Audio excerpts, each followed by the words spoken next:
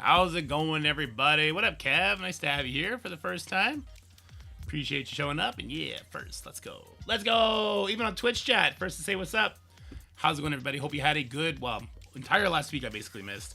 And this weekend. We had some technical issues over the weekend, which stopped me from getting out a bunch of videos, including the blog review and the look at, what was the team called? The Captain America team. I'm just going to call it Captain America team. What are they called? The Super Soldier team. What is that team called? We're going to go over it today anyway. And we'll see how good that team is, if they are going to produce good things outside of war. Because I know not everyone cares about war. And then we'll speculate if they're going to be the next legendary unlock team if they don't, right? Because that's always the thing. Like, war team, is it going to be needed for a legendary event? Well, depending on the success of the team outside of war, that's a really good indicator. So we'll do all that and more today. We'll probably also go through a bunch of footage I have for Marvel Mystic Mayhem, and we'll do an analysis on, like, is Marvel Strike Force in trouble when Marvel Mystic Mayhem comes? Spoiler alert, I think there's a lot... Liberty Team, thank you. I think there's a lot of reasons why Marvel Mystic Mayhem is a completely different thing than Marvel Strike Force, and Marvel Mystic Mayhem... Been following for Marvel Mystic Mayhem? Nice. We're gonna be covering the game. Listen, I really love the game, but there's a lot of work Marvel Mystic Mayhem needs to put in before they make that game go live if they want it to succeed. Beat a Super Trooper in today NCC, 65 mil punch up. Let those troopers know. Let them know. Let them know what's up. All right, let me check my stores. I think I did all this while I was editing a different video today. We don't want to collect that till later today. My raids. Haven't missed much with gameplay. I noticed not logging in as much. Me? Logging in or like streaming or yourself? May face another day. Get it. Show Marvel Mystic Mayhem. Oh, damn. All right. Yeah, let me switch that over. Because Marvel Mystic Mayhem is actually done until they come back now. There we go. Thank you, sir, for looking out. I will miss the game. I didn't log in for the last 3 days, but that's because I knew it wasn't permanent. That's it. That will be a daily logging game for me, I think. I think I already did beat this. Yeah, okay. Dude, check out the Baby Alliance. Already doing difficulty 2. Doing over 70%. Amazing. Pushing to 100% very soon. It's going to be good. Yourself? Yeah, John, I feel you. I think there's still a downer period going on in Marvel Strike Force. See if they can turn it around. So today, let's do Arena real quick to catch back up. I always just put myself at rank 1 and whatever happens, happens. They have a Apocalypse on this one. I think I just hit it with the exact same thing. I don't think I care. Whoever their guy punches, I don't think it matters unless Mephisto hits Odin and their Apocalypse hits Odin. That's the only thing that could cause issues. But then I'll just run it back and not care. All right, let's drop him to 50. Oh, wait, they don't have... Interesting. They don't have a Mephisto. Well, okay then. Why no Liberty? I was having technical issues. I couldn't get it up. Will ability block? Oh no, I can't ability block. Damn, he survived, huh? I should drop one of these.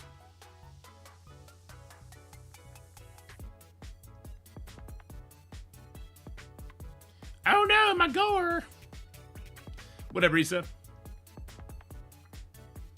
Yeah, we'll do a Liberty kit reveal today. We'll go over the kits together on the PDF, and we'll have some fun with it. Yeah, I'll basic here. This shouldn't be too hard. Like, my Apocalypse should just do this, right? And then that. And then this. Okay, yeah, when you don't have Mephisto, like, your defense is trash. I'm not crazy. Like, yeah, not having Mephisto means you lose. Maybe. Well, let's see. Yay, not having Mephisto means your defense will never hold up. Interesting, I guess. Good for me. So with Thieves disbanding? Wow. 4 or 5 alliances with the most war trophies are now shells. Yikes. Couldn't they get it out to feel shamed? Technical difficulties does not mean biological difficulties, Ben. Get your mind out of the gutter. It's 10 a.m. for crying out loud on a Monday morning. Oh, Monday. This is going to be the first... Okay. I'm going to try and make my wife go to bed early. Like, no, honey, you can go to sleep. So I'll deal with all the boys' bedtimes. It's okay, because she's very tired going back to work for the first time since maternity leave, right? So I'm going to try and get that to happen and watch Monday Night Raw with my boys. I haven't watched wrestling in forever. My YouTube got, like, inundated with wrestling shorts for a while, and I had a lot of fun watching it, and the only thing I could think of was... I want my boys to watch this, and I want to wrestle with them on the couch and give them, like, power bombs and stuff like that. I think it'll be fun. Happy Monday, Zick. I think it'd be super fun. So I'm going to try and make that happen without anybody realizing it's happening. I just had real-life stuff going on. But, I mean, I did cut back from the game, right? I got rid of my baby account. I've been gone since Wednesday. Because I had some technical difficulties, but also my life has changed a lot lately. My wife, like I just said, is back at school. She's teaching again. Maternity leave is over. So we have my parents helping us out as far as like watching the kids go. But this Thursday and Friday in particular, they just couldn't. So I ended up with the kids Thursday and Friday, so I couldn't get any content out there. And honestly, like bringing them to play groups and doing stuff like that, it's crazy what moms do when they're on maternity leave and doing all that. It's crazy. By like 8 o'clock, I was done. I was like, I'm going to bed, man. I can't do nothing. So I couldn't even work at night. I played Rivals with Scotty a couple of the nights because I can just turn my brain off. It's not actual work, right? And then this weekend, I had technical issues where my Ethernet cord, it just snapped. Like, because I have it going all the way through the house up to the router, and I'm all the way in the corner of the basement. So it took me like 5 hours to figure out what was going on. I thought it was a setting in my computer that I accidentally switched when I palmed the keyboard. I don't know why I palmed the keyboard. It's just something that I do every once in a while when I fall during one of those rage games. But yeah, I end up going to the cord, and I'm trying to get the new one up because I want to see if it's a hardware issue. And the slightest tug, and the Ethernet cord is just like in pieces. But it doesn't look like a mouse. I put up a bunch of mouse traps just in case. It doesn't look like it came from a mouse, but... Anyway, my whole weekend was scuffed because of that. Get those videos going, damn it. True. Are teams like Spider Sight and Extreme still good? Yeah, they're still the current raid teams. For now. Alright, so do we do Crucible now? Do we do Crucible or do we go look at the Liberty kits? Let's do Crucible first. I think we have a banger of a Crucible. We got we got Weaver with the Illuminati and Odin. I actually don't know how to approach that. We have Straight Spear 6. We have so this person just basically copied what Dacier did, which is pretty interesting. With 105 coming with when DD9, still not a fun chase, but leveling up, spending energy, months, what the fuck? Normally it's normally when we get the level cap, the Dark Dimension is like 3 months out.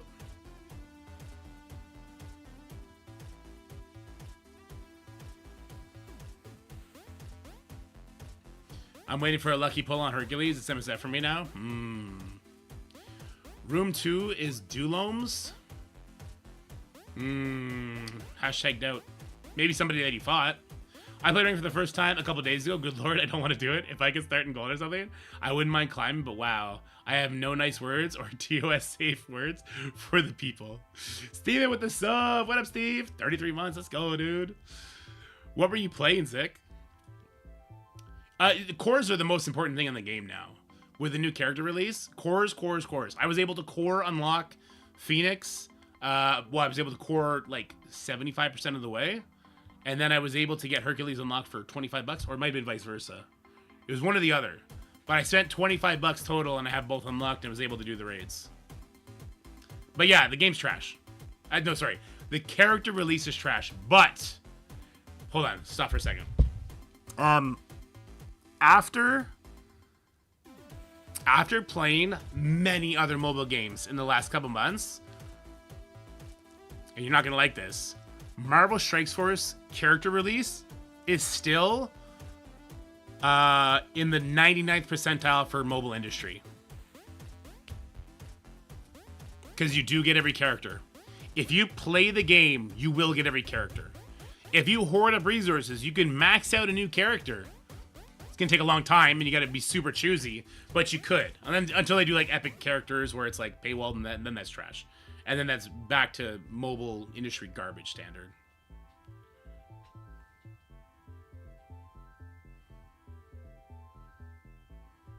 It'll be interesting what people do with cores when level cap. Open one less orb every 3 days, or do the 50 refreshes for 105. I'll definitely do the 50 refreshes for 105, I think. It would take a very special character for me not to do that. But again, Steven, it also depends on the length of the 105 milestone and the rewards within. If I can get to 4 red star Omega Red, spending 0 cores, I may not care about that 105 milestone. But I want the 4 reds for Omega Red. I do not have Mephisto. Mephisto is not on my team. He's on defense.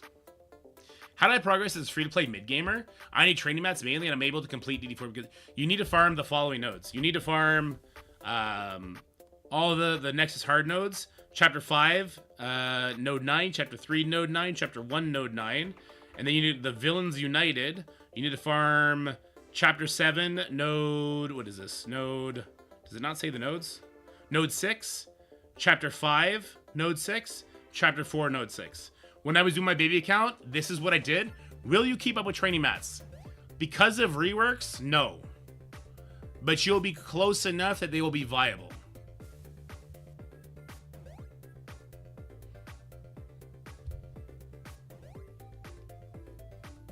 But that's only because we need every other character, unlike other mobile games IMO. So that really depends on... So... There is no PvE content in Marvel Strike Force that you cannot beat free-to-play. There is content in other games that you cannot do the highest difficulty without a certain character. Does that make sense? I mean, the Frozen Dimension, for example, you did not need Absolute A-Force to do that. Orcus worked. It just sucked, right? There's certain difficulties in other games... For, like, say, the boss has 50 difficulties, and, like, without the new character that they just put out, you cannot do difficulties, 30 plus sort of thing. So, it depends how you look at it, but I do agree that when you do something like the Spotlight Raid, I hate that. That was dumb. That is definitely buy this character or no PvE content for you, which was stupid. They should have just left the other Spotlight Raid open until Hercules had his free-to-play release method, and just... We've talked about this so many times. Rewards will dictate what people want to do. The fun that they can have from the rewards they get. For instance, if the raid seasonal rewards weren't super fucking boring and lame and unusable, like you don't get progress for doing really good in the ranked season rewards for raids. If they were good rewards, even cosmetic, I believe if Spotlight 2 gave so much more seasonal rewards, everybody would want to push 2 faster to get the awesome raid season rewards. I just do. I think they should make the raid seasonal rewards a month-long endeavor. Same with War instead. Same with War. It should be month-long instead of not month-long, or even patch-long. And the payout should be, whatever multiples of what they currently have, but also some super awesome bragging rights thing at the top. Because I don't think you want to widen the gap anymore for like super veterans and newbies and super spenders. I don't think you want to widen that gap anymore. That gap is already huge with diamonds and what shards needed to activate diamonds, right? But something like okay, let's put it out there. The Liberty team is coming out, right? I've only seen the PNGs from other people with videos that I have not looked at the artwork yet. I've not even looked at the kits yet. When I looked up Falcon, when we were told what characters it's going to be, I saw a version of Falcon where he had actual wings, where it was like a biological thing, not a tech thing. Now, from the artwork I saw, it all looks like tech, right? So, one thing that they could have done is for this patch, however long this patch is, that's going to be the raid season. If you are ranks 1 through 10 alliances, you're going to get a skin for Joaquim. That's how you pronounce it, right? People have been trying to coach me on this. Joaquim, that is his original skin, right? Imagine if Mephisto Diamonds had been CC rewards instead of an auction or a CB, was a raid release instead of this big game. Yeah, people would push that. And then you can monetize on the raids more. MSF is boring. The only thing we have to look forward to is new characters. I'll push back on that because I'm really excited for Kiln Tower. I'm excited for that. Otherwise, you're 100% right. Yeah. So, like, the flash events is what can be exciting. Like, when Shadow King's event was finally coming for the first time, I was excited. For the second time, no, because we already did it, right? But for the first time, I was excited for that test. Temporal Cataclysm, I was actually really excited for... Well, I wasn't excited for it because I didn't know what to expect. But I was excited while playing it because it was fun. But the day-to-day stuff sucks. But are you excited because Omega Red is released in Tower? No. I'm excited because there's 20 new tower floors. 20 new puzzles to solve. The reward of Omega Red at the end does push me to want to push it harder.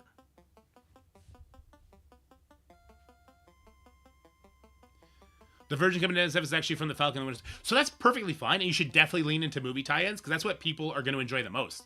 However, having some bragging right cosmetic thing will drive people for that, like, I don't want to say ego boost, but you know what I mean? What was it? Bragging rights? Peacocking? I don't know what you want to call it. Yeah. We didn't have a Flash event. The old Flash events, I think they should retire all the old Flash events. They weren't giving good rewards anyway. All it is it's like a poke at new players for not having hand built or not having skeletery or Wakanda building. I don't think they should do those Flash events anymore. Find a different way to get those rewards out. IMO.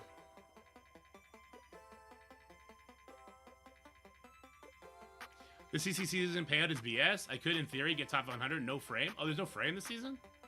Is that true? Oh, season? Oh yeah, look at that, nothing. It's only 11 more days? New season starts so soon. Does that coincide with Omega Red, or did we get Omega Red for the last day of the season or something like that?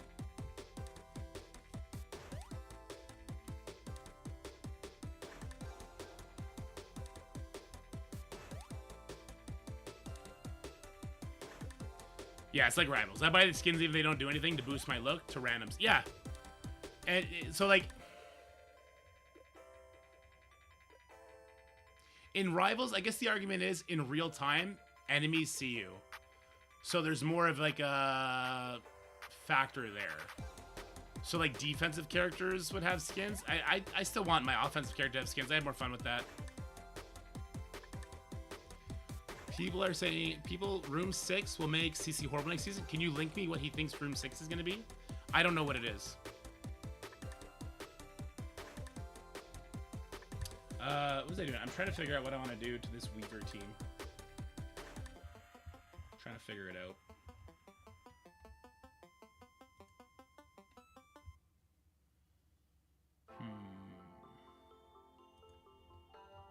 What do I want to do here?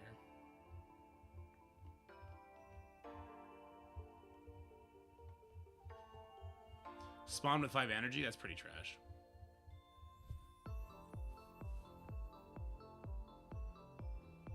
That's true. Costume profile pics. That's a good call. Yeah. All right. What am I going to do for 2? We definitely don't want to walk into Weaver charges. 5 Weaver charges would be bad. So I just reacted to the Boylon video. I have no idea if that's accurate or not. I've not seen that, nor have I seen the CC rules. Yeah, I don't know what I'm doing here against this Weaver team.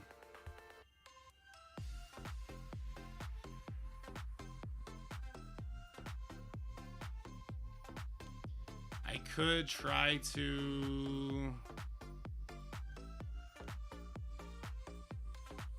Room 4 could be interesting. Specials cost 2 more, alts cost 2 less. You get energy on death. Oh, that's the same as another room we had before. We all hated that room. I do not have Mephisto on offense, no. I have Mephisto on defense as well as Odin. That's room 6 from the Boylon video. Jesus.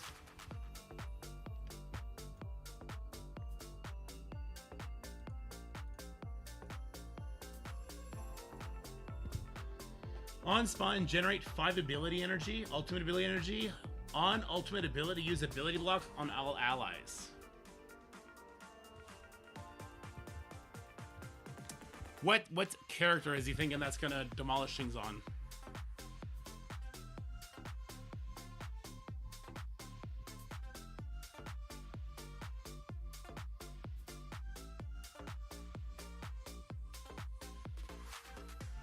What did he use, Richard?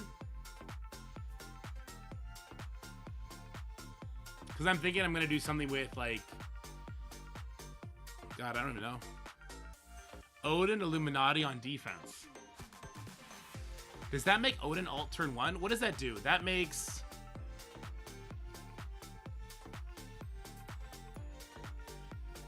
What a Mega Rose. Superior 6 is immune to ability blocks, only while you have charges. Black Panther won't use ult without 3 charges. Is that a built-in AI thing? Sacking is a problem with energy on death.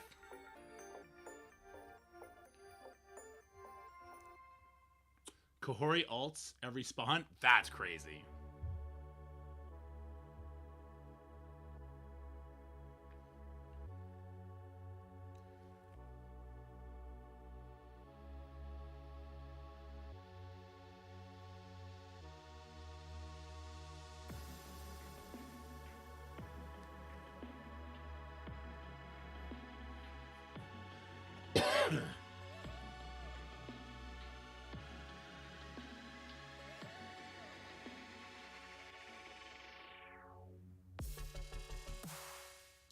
So sure, he wouldn't open up at all. That's kind of a good thing.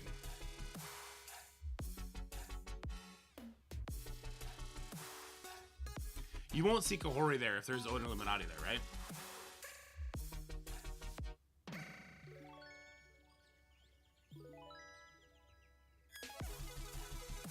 I don't think room 6 is going to be that big a deal.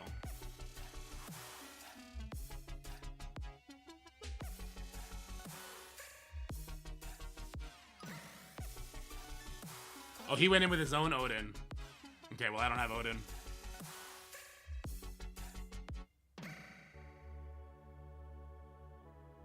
Yeah, I don't have Odin, so I can't do that.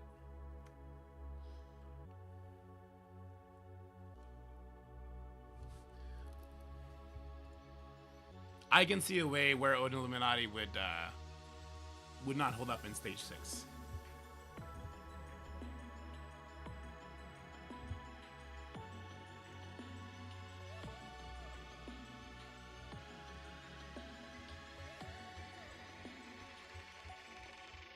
And I think you guys know exactly what they're doing. Mephisto ulting turn 1 and 6? Yeah, that's something too.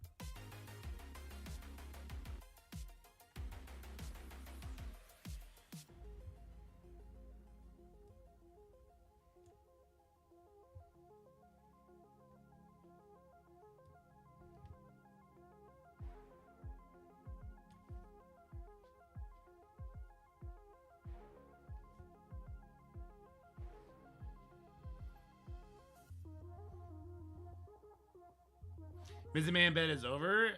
Do you hope your progress and characters carry over? No, they're not going to. They already told us that. And yeah. They're not going to carry over. Everything's going to start over. So Mephistophilus Kang on offense will crush the buttocks of anything put in room 6.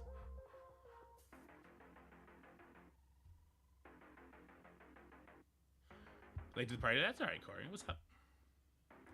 Yeah, Odin Illuminati's not... I don't think Odin Illuminati's going to hold up in stage 6, guys. Not with this guy. Not with this guy coming to the game. New character stats. A turn 1. Absolutely just wrecked your face. He's not going to be able... He cannot gain trauma. I don't think you need to worry too much about it.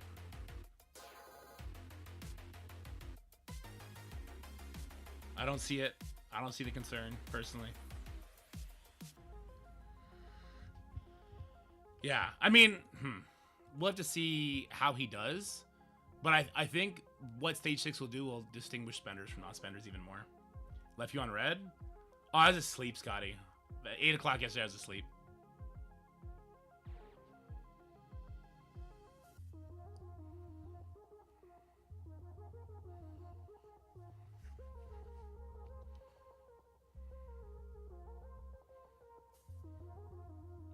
Hugely into it. First attack, use high damage with Herc.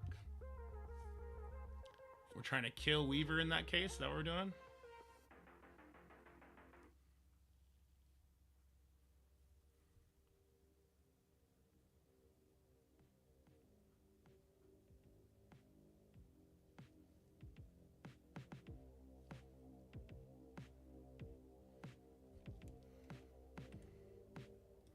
Let's go see.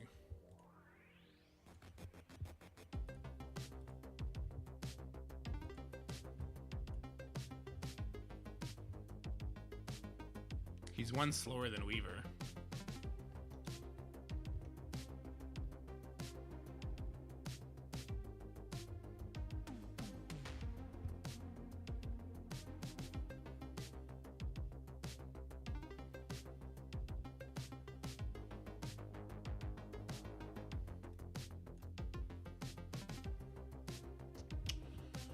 For this to matter, he would have to survive.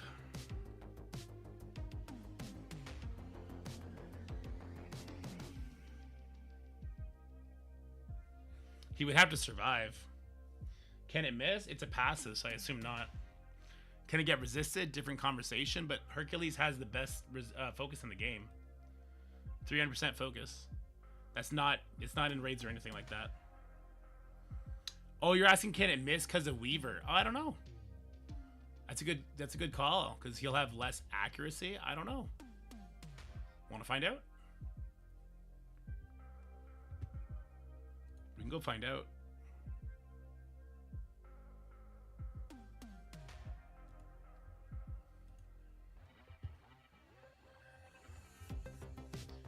Question is, who would I put with it?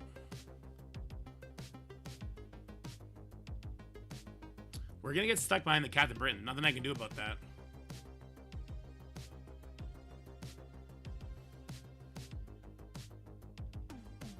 Unless I bring Nightcrawler.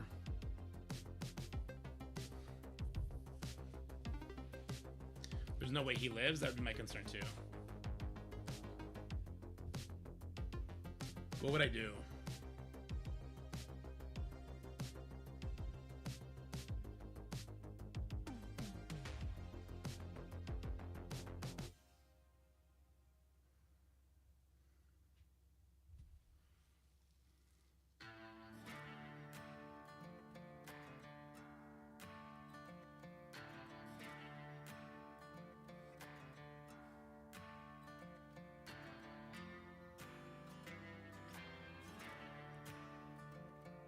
My Superior is on defense, so I need to keep Night Stalkers for the clear.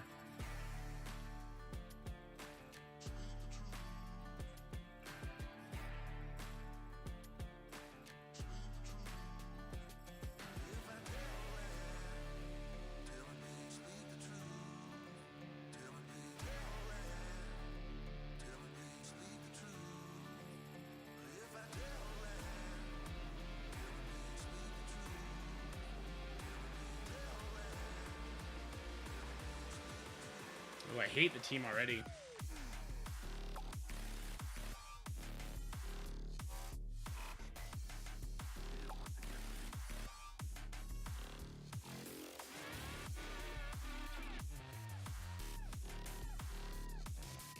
I super hate the team. I'm gonna get rolled.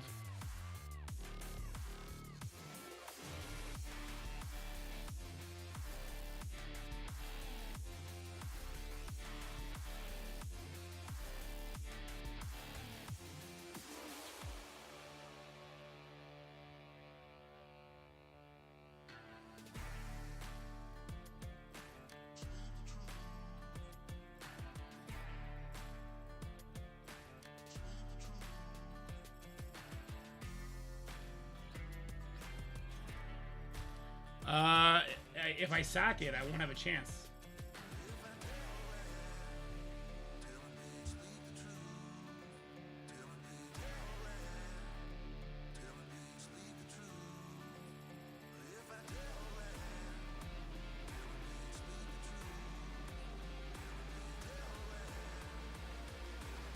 Did I put him on defense? I think I did. Yeah, I might. Yeah, fuck. I fucked myself, I think. I think I needed Black Knight.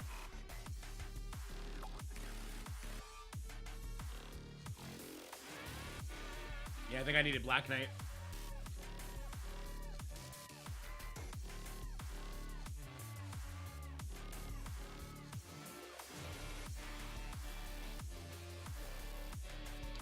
So to put this quite simply, I need to kill Weaver. I need 2 people ahead of 127 speed that can kill Weaver.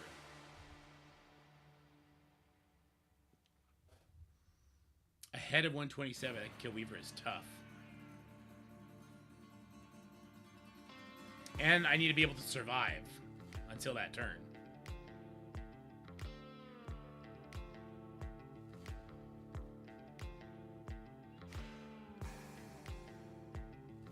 I don't think I bring Herc.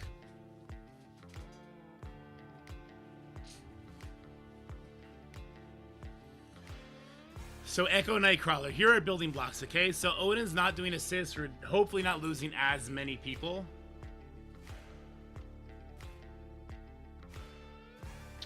Do LDS hope to win coin flip? Yeah, I was thinking that, Zero. I don't love that idea, though.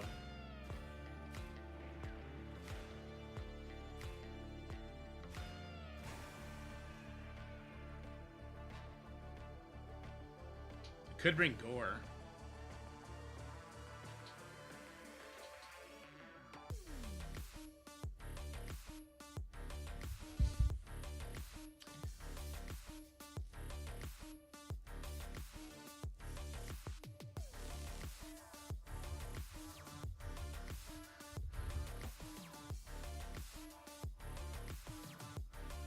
Okay, I still have Surfer to work with because I need 3 Annihilators for the Mephisto team.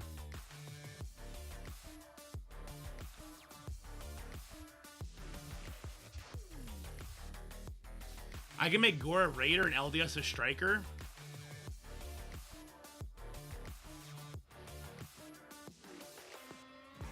Herc's benefit is also stripping Odin so he can't battlefield effect.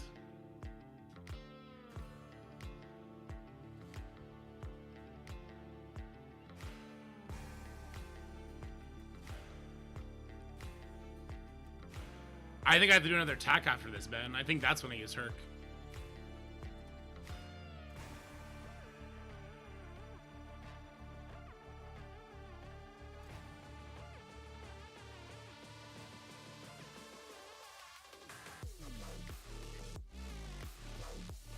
Old Emma doesn't slow through Captain Britain.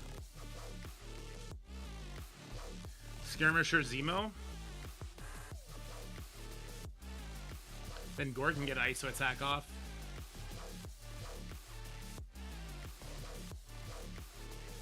He's gonna die though, right? Because we still have to eat attacks from Hank Pym and Black Panther Shuri.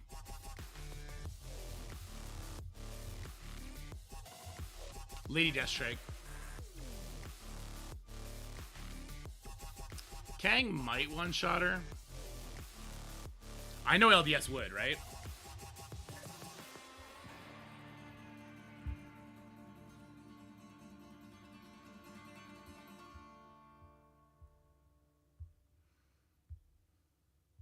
We are going to be stunning the Captain Britain.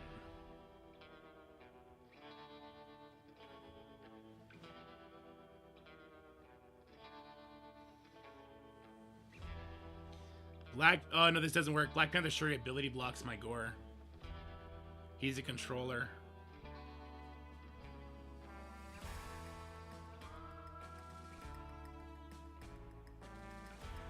It would allow me to put the slow where I want it, though.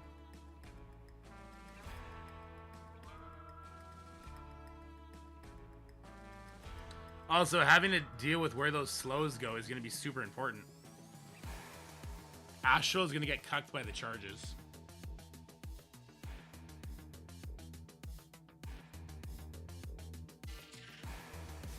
Bring Hawkeye. Hawkeye just dies.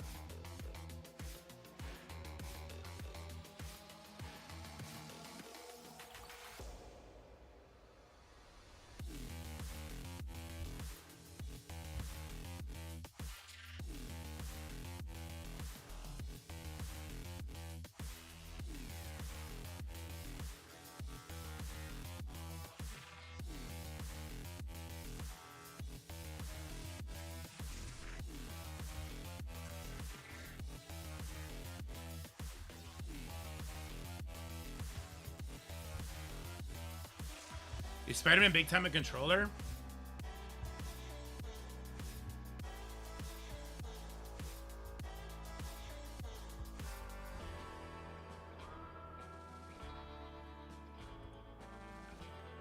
He is. Fuck. Yeah, I want to kill the Weaver.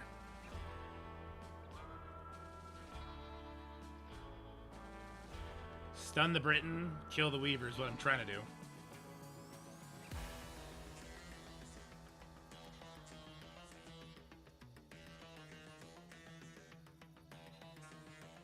You can't rewind against Captain Britain.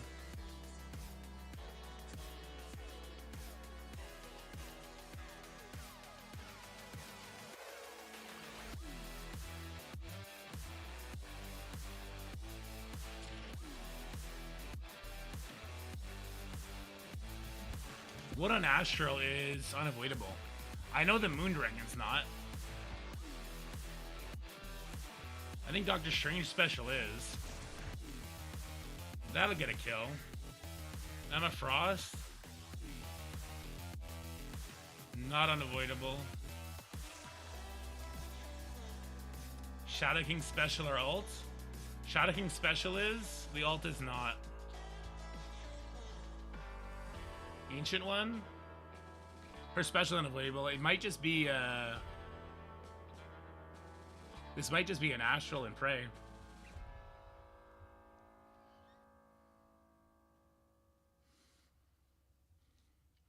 This might just be an Astral and Prey, right?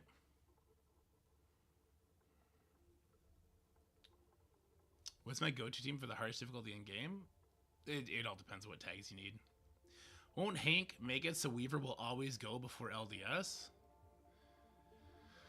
Because Hank is... Well, I wasn't worried about LDS going first with Gore because I was going to do ability block, but that's not going to happen because Gore will be ability blocked. Gore will be ability blocked, so he's not going to clear charges. He doesn't have the unavoidable stuff. So the question becomes, this is the first sack, yeah. Can I just use Astral and unavoidable my way through the Weaver charges, kill her, and then come into another sack and then do a cleanup?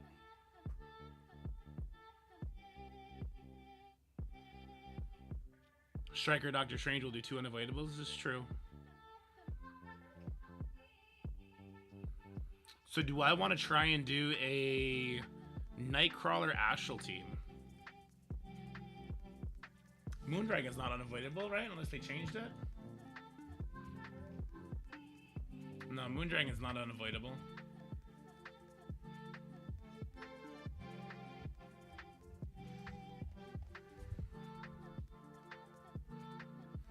You can't. You can't. On Astral Doran. So he can't Shadow King ult. You have to use your Shadow King special, which hurts a lot.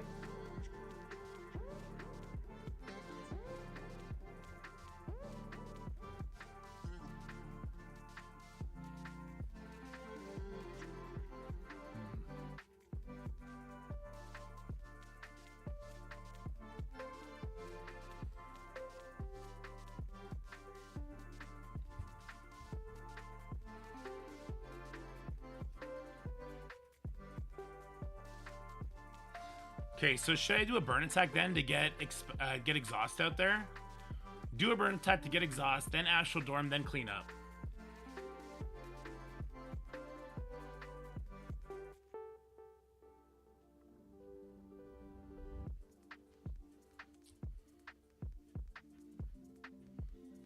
Infinity Watch stack is normal but kill nothing. Yeah.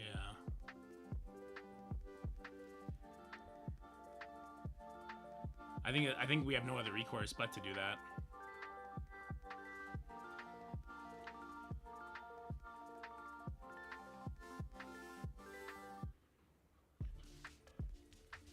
All right. I don't think I have any other choice but to do that.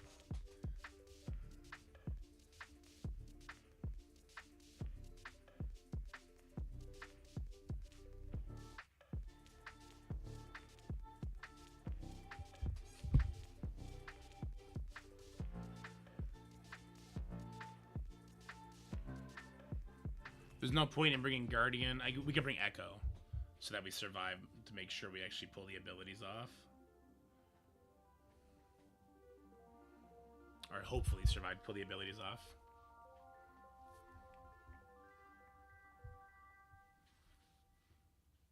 What a kill shot. It's going.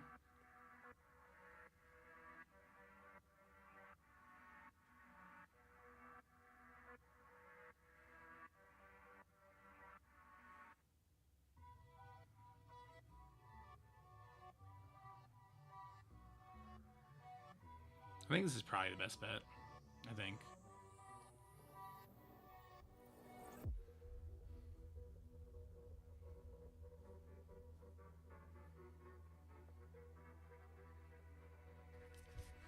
All right, let's do it.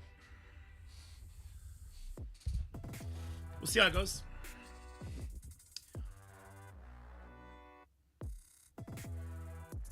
How do I beat Superior 6? Gotta be an Old Man Logan team that does it, because I still want to use Apocalypse and Skrull on 3. Immortal goes and beats up 5, right? Or I can do like an Old Man Logan team against 5 and pray. And then we can Immortal 1. Cross that bridge when we get there. 3, 2, 1. How's it going, everybody? We're back from our little hiatus of technical issues, and we're up against Phoenix in Crucible today. Phoenix is coming at us with Allspark Renegades, 142 million TCP, and he's got all the content creators teams up here. So we got Illuminati with Weaver and Odin. We got Mephisto with Pav and the Absolute A-Force. That's a Dacier special right there. Superior 6 is now on defense because people are finding that Night Stalkers do a better job at taking out Odin Illuminati. After a couple attacks, we do have Skrull with the Annihilators because stage 3, the Annihilators Skrull Apocalypse team doesn't do enough to one-shot anymore. I'm still going to try it. We'll see what happens. And then some regular stuff up on defense. We're going to start with the Odin Illuminati team. This one has Weaver. I was trying to find a way to potentially one-shot this bad boy.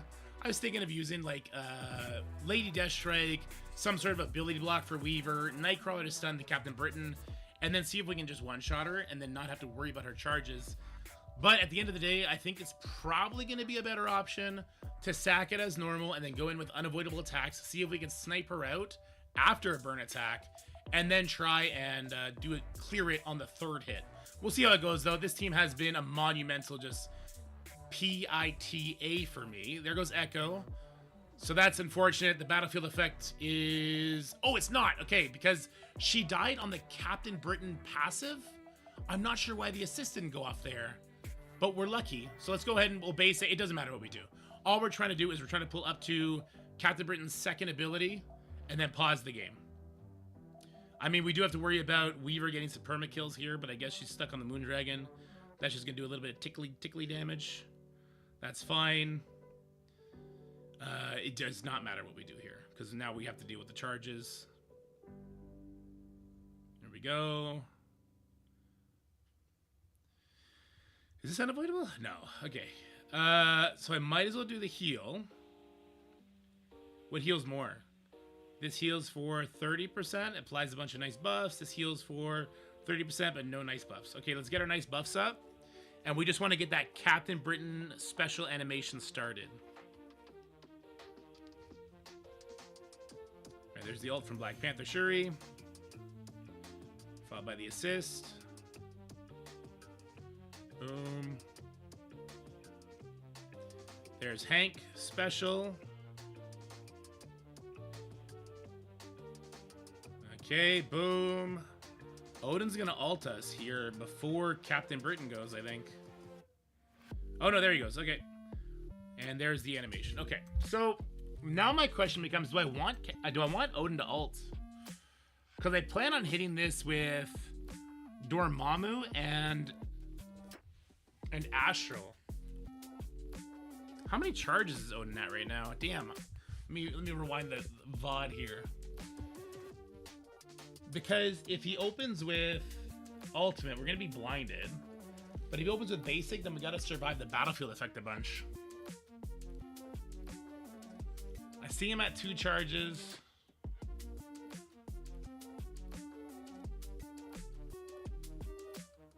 I think he ends at 2 charges. I think he's going to be at 1 charge on his next turn.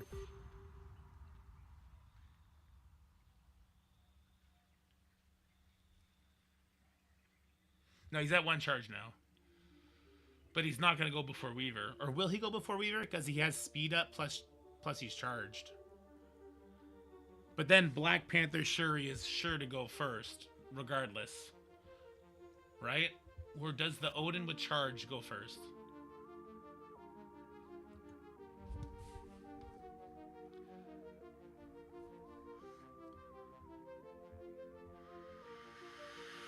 So it'll be just Gamora left. Odin does get his speed stat increase, right? So he should go before Shuri here.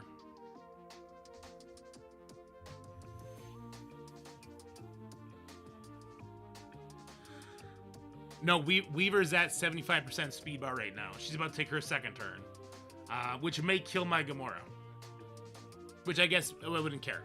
I'm more worried about, does Odin go before Black Panther Shuri? So if somehow Gamora does survive, then we could eat the Odin ultimate. I don't think we would, though.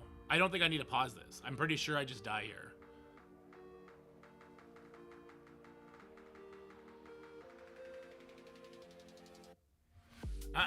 I feel like Odin's charges never work. Does anyone else feel like that? I feel like he doesn't actually get the speed stat increase from his charges. So, while charged, gain 100% speed. So he should be at like 256? Something like that. So he should go before the Black Panther Shuri and use his ultimate.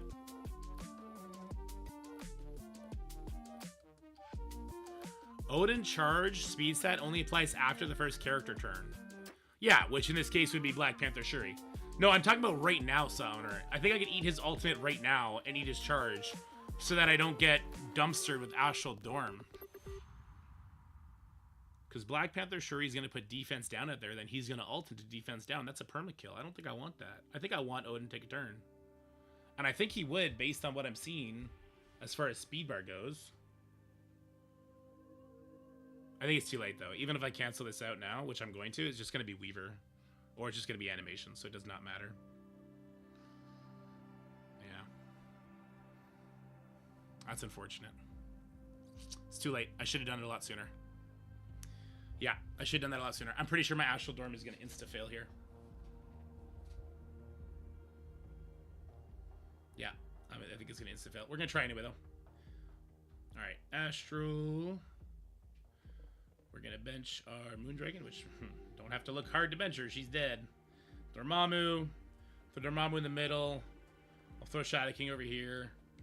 I want her as a Raider. I don't have her as a Raider because I want, if I can get a crit. Actually, no, it doesn't matter because Weaver's charged up. So I actually don't care about getting a crit because I need to use Shadow King special anyway. So let's see how this goes. I don't think it's going to go good for me, guys. I'll leave it on times 2 so we can see what happens. Oh, she's opening up a special. Because I used ultimates. Whoops. Should not have used Adam Warlock ultimate. That's not great. Okay. It's not great at all.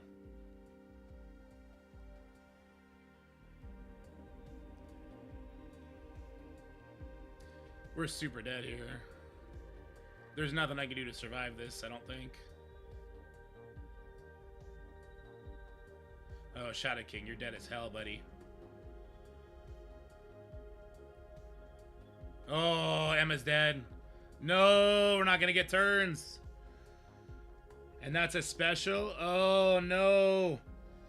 Oh, he died to the bleed. Okay, this is unavoidable here, but this one isn't. So I have to use the special. All right, here, let's go for it. We just got to kill Weaver. That's our big goal here. Wow, that guy got wrecked. Okay. Damn, I wish she was so much bigger. What does more? Ultimate? It applies stun or special. This flips. Let's do the flip. Okay, if I can kill Hank here, this becomes a lot easier. I don't think we will. Revive? I cannot revive Dorm, and I cannot revive Emma. They both super died. So we should use the special. Also, I don't want to give energy. So I should use the special here, because I could potentially give a kill, or get a kill on the Hank. Maybe. Probably not, but you never know. He has the defense down. Unavoidable attack comes in. Got him real close. Got him real close. All right, she'll come back. That's clutch. If we can get a Shadow King ult off. Oh, we got the kill. Oh, we're clearing this. We're clearing this no problem now, boys. Woo! You know what? Having Black Panther Shuri not give defense down to Shadow King might have been what saved me here, not gonna lie. Oh, but then that happened. Oh, Shadow King's getting a turn. And he's not a striker. Damn. Alright, well, if he was a striker, he could have got a kill here. Maybe he's off since up. Yeah, if he was a striker, he could have got it. Possession! Possession! Oh, yeah! Possession! Let's go! Possession! Possession? Possession? Let's go! Possession! Let's go! Get wrecked, Shuri! It's just Odin left. I probably want to pause it so he doesn't get charged. I probably want to pause. I can't kill him. So we should probably just leave it here.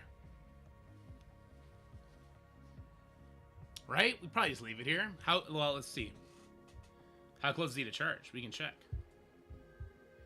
If I can ever click on him. How do you do this? I'm clicking on you. Show me your goods. There we go. Abilities. Oh, he's going to special next turn. So I have to kill him before he takes a turn. Which is not hard. But I should not let him get his special up. Okay? So, let's leave this. Let's not touch it. So that we go first on the next hit and we can kill him before he takes a turn. He's got 2 exhausted. I am going to New Warriors this. And we're going to see what happens here, okay? We are not letting him get charged up. We are letting this time out. I'm not letting him get charged. That'd be crazy. That'd be insane. Insano style, baby. Let's just end this, and we'll be right back. Whereas no shot, I was letting him go. No shot. He would instantly kill everyone if he came in charged.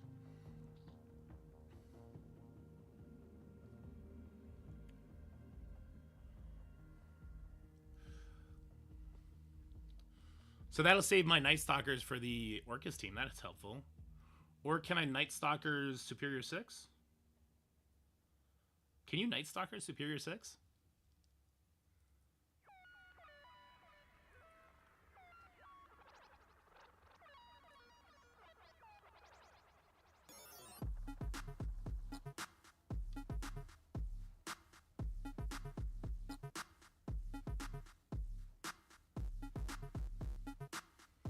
Undying 6? My Undying's not very big.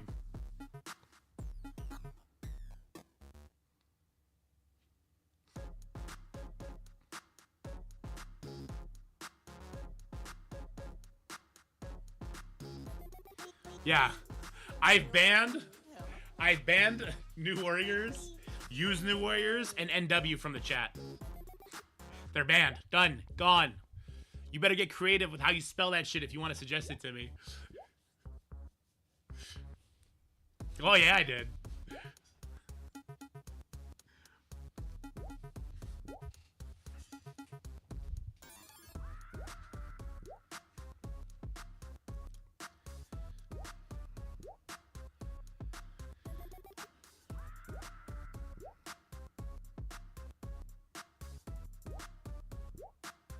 Should be fine.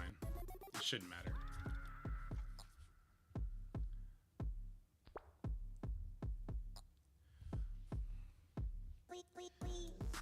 All right, New Warriors has never let me down before. Let's see if they can beat a solo Odin who does have a little bit of damage on them. Let's find out.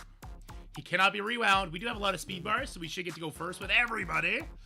If we don't kill it, double exhausted Odin, I'm gonna have words. We have nothing to flip. This doesn't do bleeds. It gives me buffs. Does this do bleeds? It is 380. We should just basic here. All right, now we'll do the ult for bleeds. Maximum bleeds. Uh-oh. I don't like how not low he is. It's special, so that he gets extra bleeds, more damage. We'll ult. I should have special, because I would have called in a dagger hit. Dagger basic puts out more bleeds. Surely he dies here. Surely. Oh my god. New Warriors are the best after 2 attacks, and if they're only against 1 character.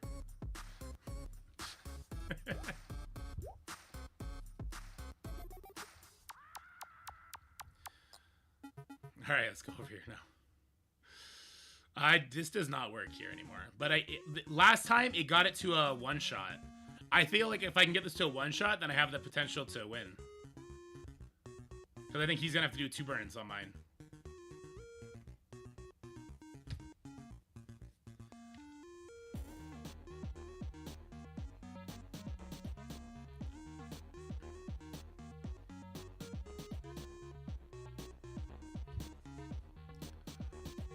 All right, this, guys, is a big balls play, okay? We know this team does not work in this room. All right, it does not work in stage 3. It gets demolished by debuffs. Absolutely demolished by debuffs. So what I definitely want to do is I don't want to have my Thanos get covered in debuffs, because his ultimate and his passive do the most damage here. What I want to have happen is I want to kill Mephisto, and I did kill Mephisto against this exact team last time using this, okay? And then it's an easy cleanup. And because it's an easy cleanup, it would put me ahead in the win-loss column if I can kill Mephisto here. If I cannot kill Mephisto here, this is a straight throw, and using Skrull and Apocalypse on this matchup will cost me the entire Crucible. So we have to kill Mephisto here. All right, we need to get our energy to our Thanos.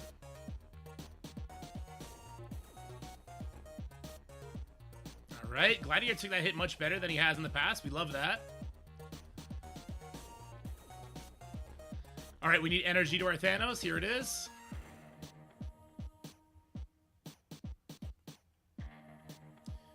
Okay, alt clears nothing. We want to do the special to put a Billy block on Kahori. She probably has it. It's just hidden underneath all those other buffs. Just the way this game's coded. Yeah, see, she just did a basic. Perfect. Now I'd love to get another ability block on her yet again. All right, he's dead to that for sure. Oh, man, Gladiator's surviving here. Okay, I cannot get another one on her. That's okay. We have offense up. Let's go ahead and ult. It's all about killing this Mephisto. It's all about Thanos clearing those buffs and killing this Mephisto. Come on, baby. He cleared nothing. Oh, God, he cleared nothing. I need him to drop to 50%, please. I need him to not get 1-shot. I need him to drop to 50% to get this kill, or it is over for us. God, we got the Mephisto so low. But I can't hit him. I can't hit him. All right, hold on. What can I do? I can get a defense down out there, because I do have him as a striker. We're not going to kill the Kahori. Let's try this here. Boom, boom. Okay. Those death proofs are killer. They're killing me right now.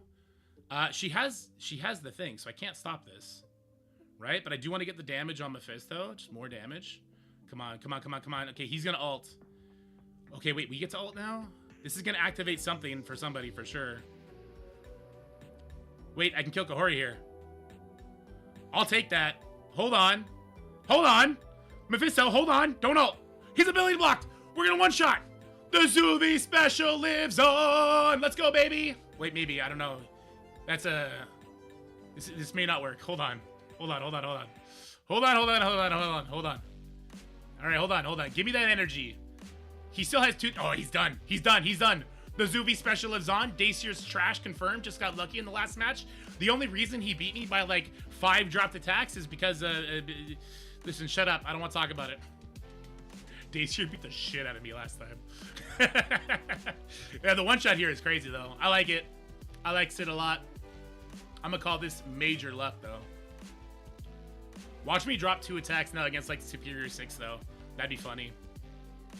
I'm not clearing Miss Marvel. That would be an insane thing not to clear Miss Marvel with 2 minutes left, getting energy out the ass. Also, I can clear the battlefield effect out soon because I'm getting energy like crazy. I can one-shot her here. Nah, I'm not timing out, guys. Y'all nuts.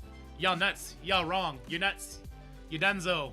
You're dunzo, buddy. Just like all of Dulam's counters. You're dunzo. You're dumb.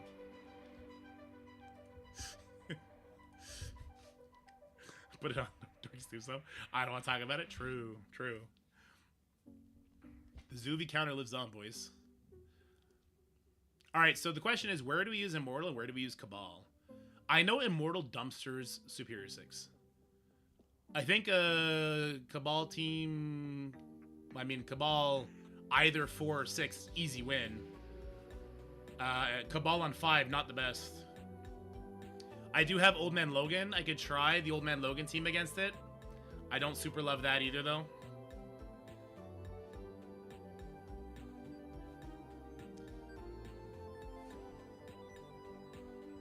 So what can I do here? Would Night Stalkers not somehow magically beat this?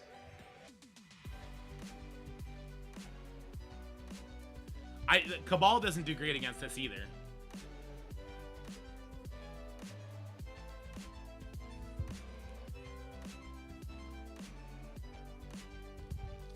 Yeah, Cabal doesn't do super good against this guy either.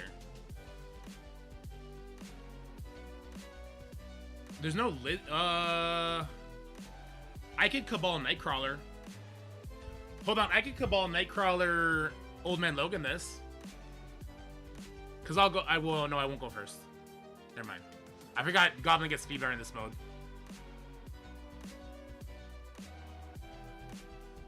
Does Nightcrawler's speed bar go over Goblin?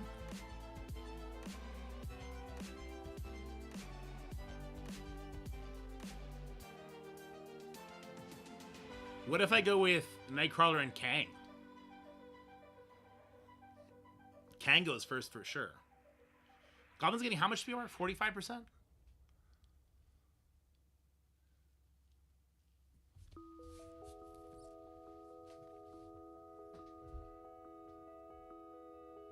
Yes, Goblin will get speed bar over Iron Patriot passive. Goblin is tick 5. I do have Immortal. I just kind of want to use Immortal against a different team. Slow is tick 5, but still tick 5.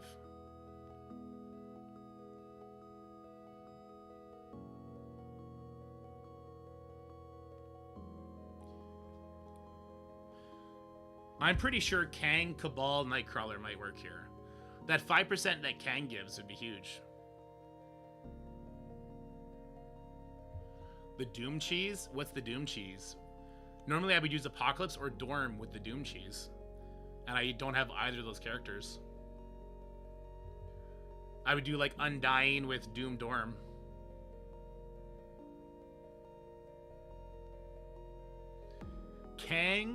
Cabal, Kang, Emma works.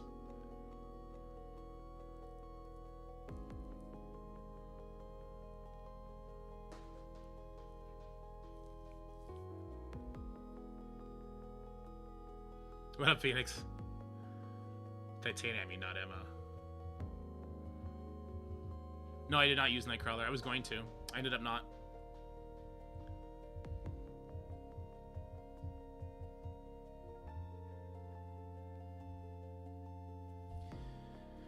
I could use Nightcrawler over on 5, too.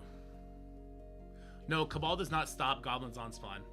Any on spawn speed bar, they don't stop. Same reason why Scientist Supreme gets her speed bar.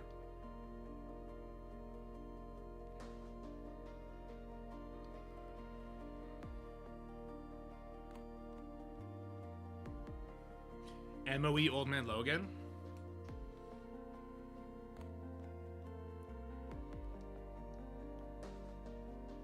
Are they Marvel Rivals? Me too. Marvel Rivals is a good reason not to be up to date with Marvel Strike Force, though.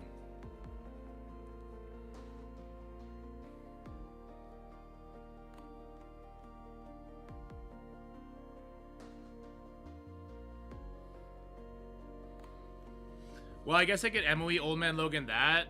I could use Immortal on 6. I could use Cabal. I don't know what I would use Cabal with on 4. Because those vulnerables are going to get instantly cleansed. Oh, Nightcrawler? Can I stun the Scientist Supreme? If I go Cabal, Kestrel, and Nightcrawler, can I stun her before she goes?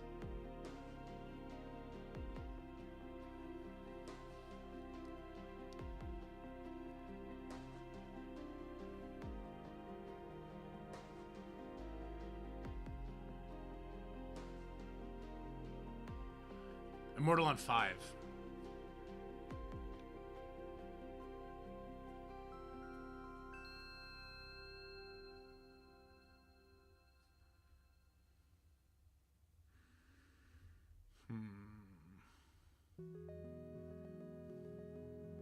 She's too fast.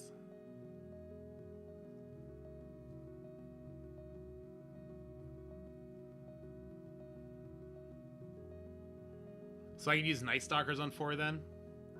If I use MOE Old Man Logan on 1, I could use Night Stalkers on 4.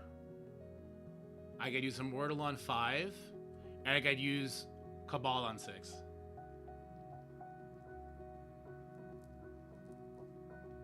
Yeah. God damn, dude. Cabal got fucked. Cabal got fucked by ISO so bad. It's crazy. By ISO and Gladiator. Cabal got fucked.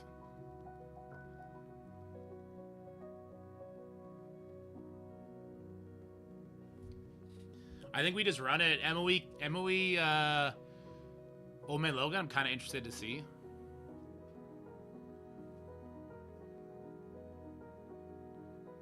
I have not, but I don't think I need to. Kill shot.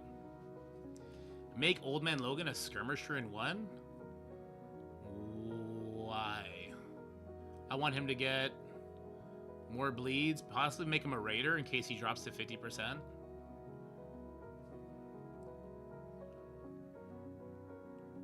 Cabal's a B tier team. Yeah. Hopefully Omega Red and Phoenix as a 2-piece can come in and fix that.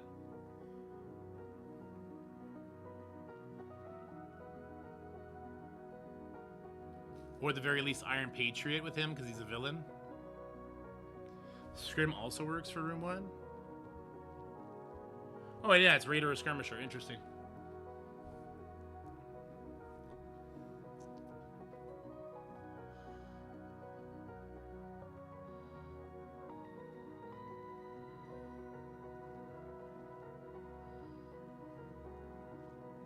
Orcus room 1.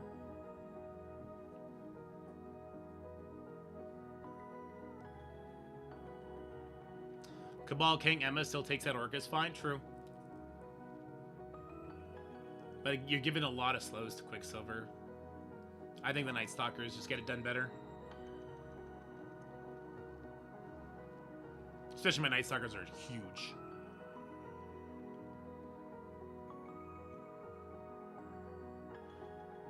Omega and Phoenix, one of each hero and villain? Yeah, I think so too. It also will help people who want to use Skrull with them work around that too, right?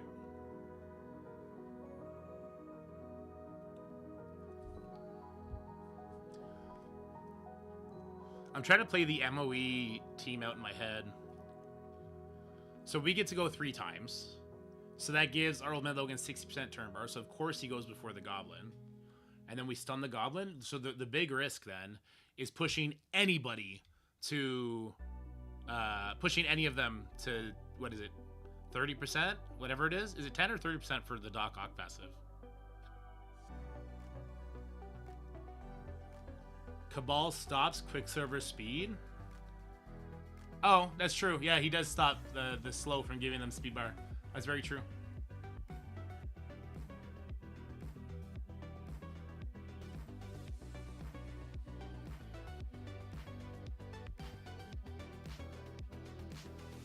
I think Night Stalker still gets it done though, guys. I'm not too worried about it. Alternatively, I would have the Night Stalker stage 6. Admittedly, Blade probably one-shots Forge, Sunspot, and Cyclops out the gate. Yeah, Old Man Logan should get to stun Green of Classic as long as I don't push him to like 10% or whatever, right?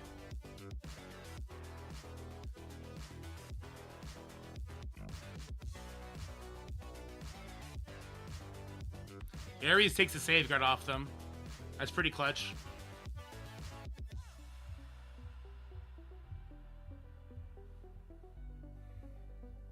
%20 for Doc Ock passive. Moonstone would get a good stun turn me to rewind. She would still go before Goblin, right? Or does she not go before Goblin? If she did, because Ultron gets speed bar. So he, well, they both get speed up on spawn plus 5%. If we give Goblin slow, bring Hercules to remove Goblin charges, that's only if he takes a turn.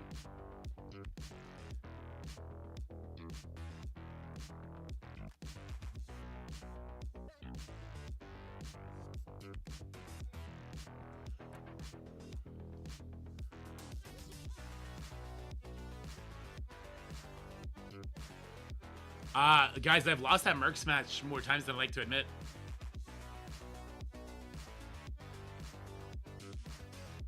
Do I need to bring in Absorbing Man for Titania? I gotta look at all these old character kits. Hold on.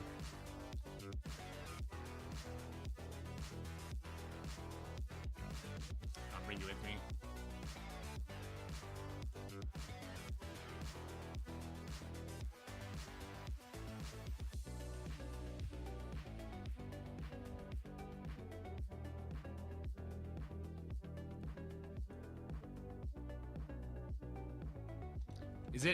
Is it Kang that does it, or does he give her something? Apply 4 counter. I think you need Master of Evil for that. Or sorry, Absurd Man for that.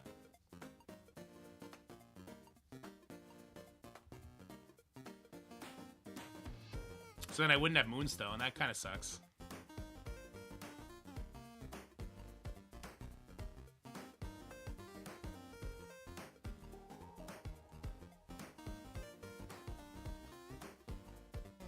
Absorb Man will get his stuff flipped to Green Goblin classic counters. It's not about the pre-taunt, it's about giving Titania speed bar on spawn.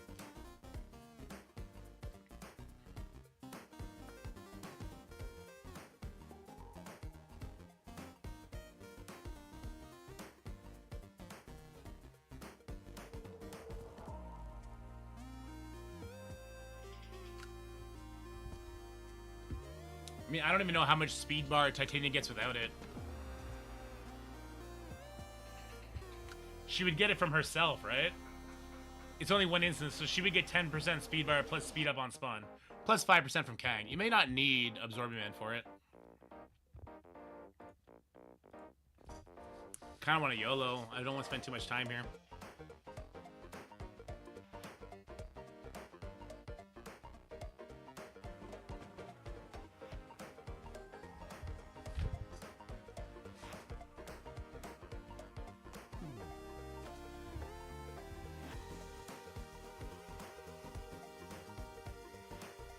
Nah. Green has to go before Kang, right? No, he doesn't.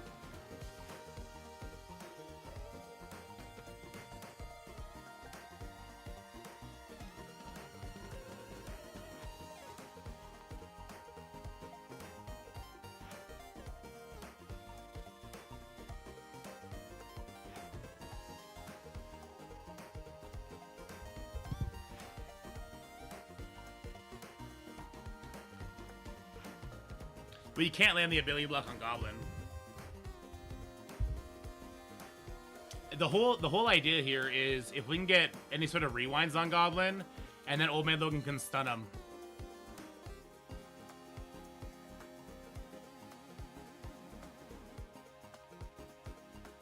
The big concern is pushing the Goblin with the offense up Kang puts out.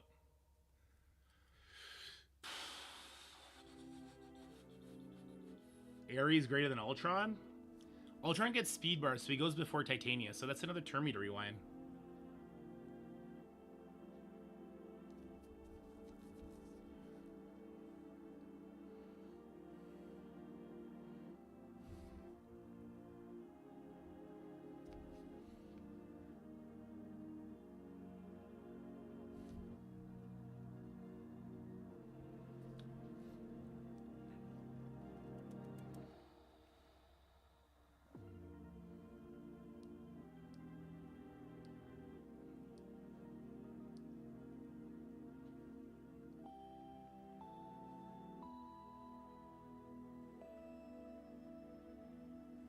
This could go bad.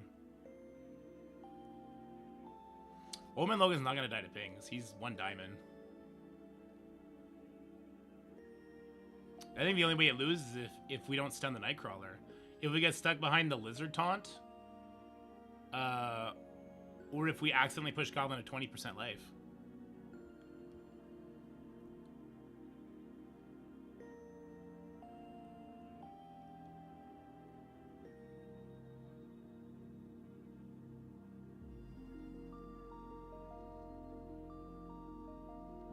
So if we knock Goblin to 50% life and he ults, we die, right?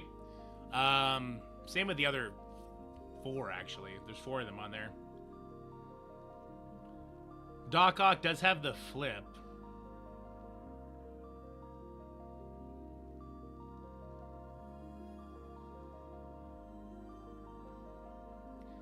I mean, we could probably keep Lizard Rewound forever, indefinitely.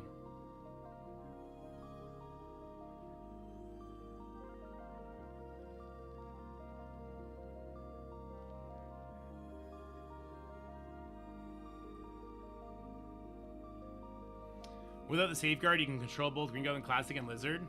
Well, you can't ability block. So are you talking about taking Titania out so you have a stun?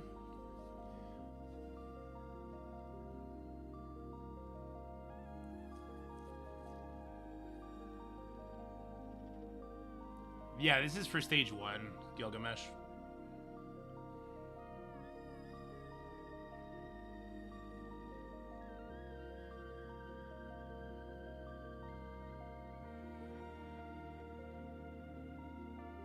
I could also...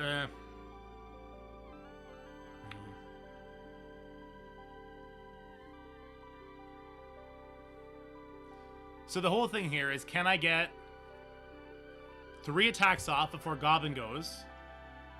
Yeah. Keep the Lizard as CC'd as possible. Moonstone's gonna get slow right away, so that sucks. Moonstone's not gonna take a turn, basically. Until after all the bullshit happens.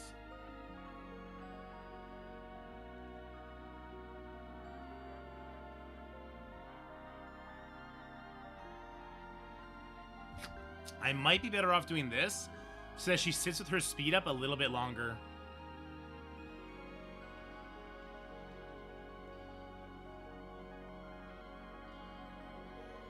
Not much longer, but a little bit longer.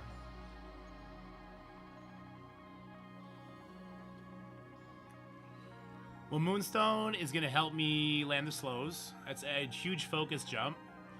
And she has turn meter rewinds if she does take a turn.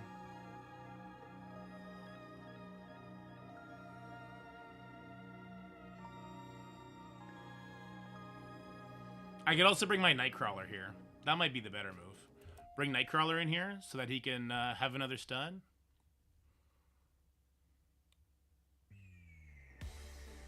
Then we can stun multiple people. And he'll dodge goblin attacks, right?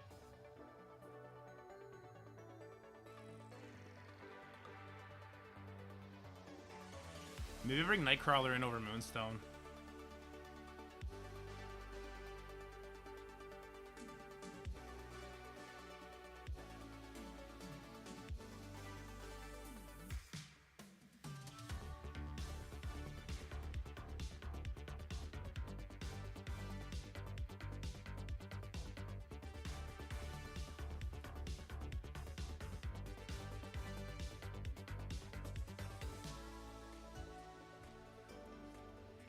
Let's talk. So the upside of Ares is they wouldn't have Safeguard. So when Old Man Logan does his special, it'll strip them of their buffs. The bad side of that is if we push, there's no trauma out yet. And so Doc Ock attacks could happen.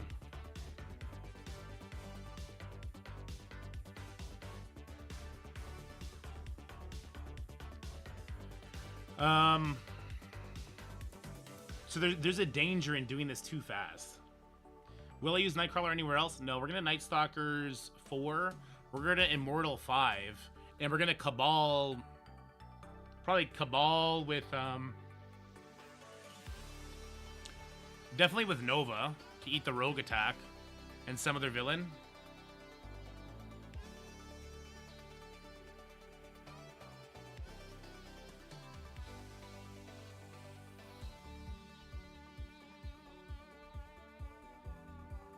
Maybe even with like Red Hulk or something. I don't know.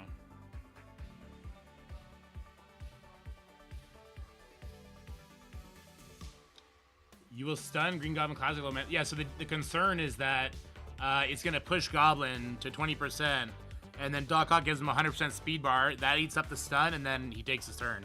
That'd be the concern.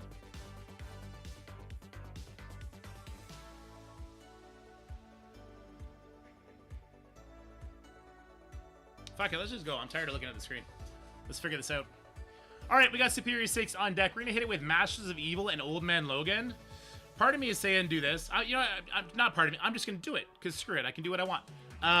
We're going to do Old Man Logan, Nightcrawler with 3 Masters of Evil spread out so the Goblin Pings don't take their speed up off. If we land a good slow on the Goblin Classic, I think our Old Man Logan can actually get to go before the Green Goblin Classic does. Get a stun. There's a lot of what ifs here. So the biggest question, and we're not going to hit there. We're going to maybe put a Disrupt over here.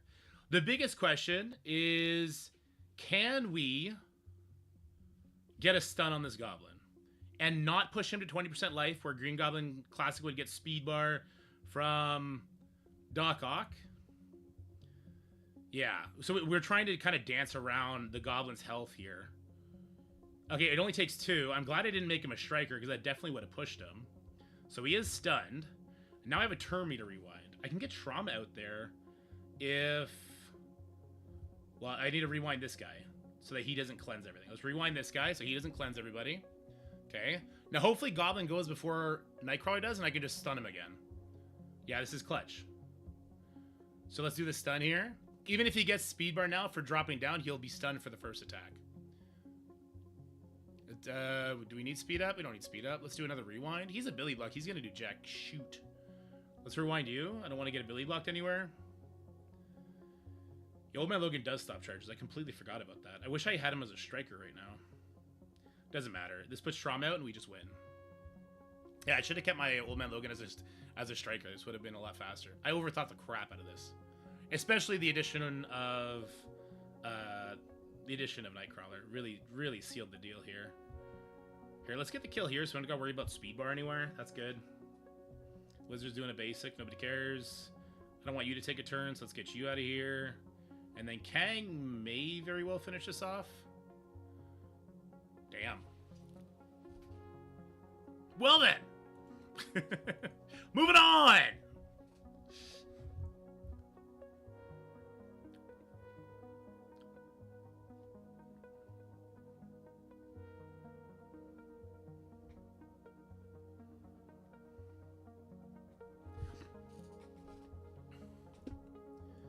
All right, we got Immortal X-Men up against Annihilators with Super Skrull. I kind of like this.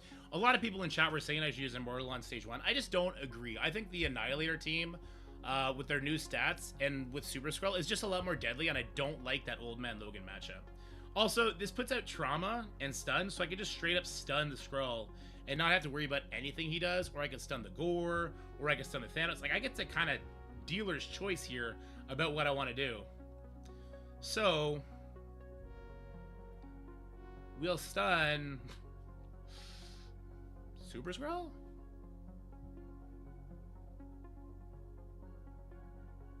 Gore? Sure. Somebody's saying I need it for the chart. The thing is, Gore doesn't get to turn here. I don't think any of them get a turn. I don't think it matters at the end of the day, because Storm laps them, as long as I don't push the Thanos too far. And actually, even then, I think it still laps them, because he's got the Trauma. I'm just going to not hit the Thanos with this attack. Perfect. And then I will rewind here. Okay, and now I think Storm laps them, and she's going to be like, bye-bye, nerds! Yeah, she does. She says, bye-bye, nerds, and that's it. Yeah, I don't think it matters. Immortal is so good against every team that doesn't have Mephisto or Odin on it, which really makes you wonder the value of this team, kind of. Like, obviously, having this in your back pocket means you can put something like Superior 6 on defense, which did make me overthink, and if I did something stupid, I could have possibly lost to it. So there's some value there, but it doesn't shake the game mode up. We'll see if Omega Red and the Phoenix Force do.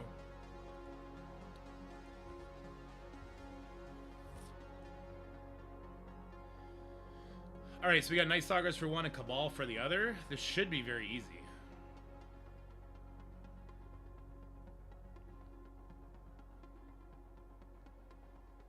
Night Stalker. Boom, boom, boom, boom. You over there. You there. Whoops. Good enough. Alright, let's come in here now and let's check out Night Stalkers versus Orchids. This is stage 4. There's a Quicksilver here. So Quicksilver is going to get a lot of speed bar from getting slow from Scientist Supreme.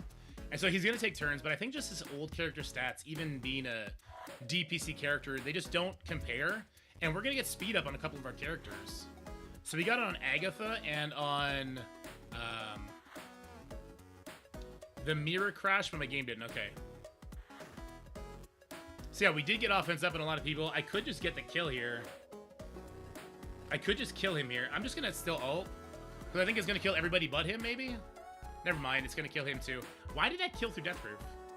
Is there a percentile part? Oh, it's a Raider crit? It must have been a Raider crit that got the kill. Let's do our kills over here. Oof, later. And then we kill right here. Yeah, sure. Striker Moon Knight coming on through. Never mind. Blade says, hold that ISO attack. I got you covered. Let's go next.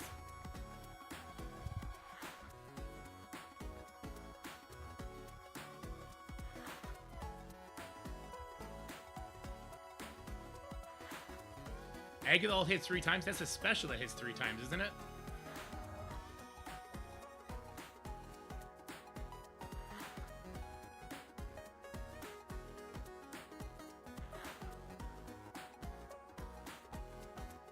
Both. Interesting. Lady Deathstrike? Red Hulk?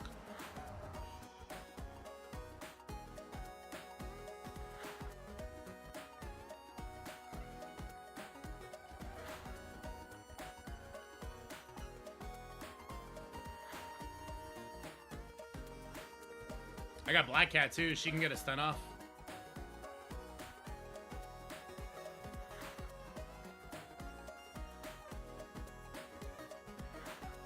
Normally I bring Nova in and just let Rogue ult, or let her special, because she doesn't get safeguard up because of the leader, and then she just dies.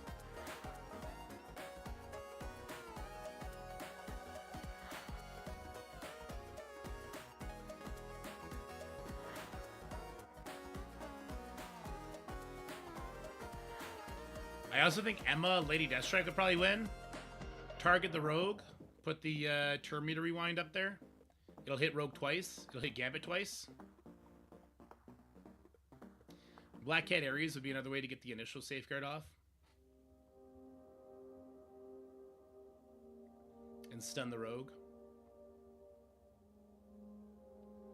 Stun the Rogue. You have to then eat the attack from Gambit. So the ability block, if it goes on Patriot, could slow things down a lot. Oh wait, no, Gambit doesn't get the speed bar. So he's super slow.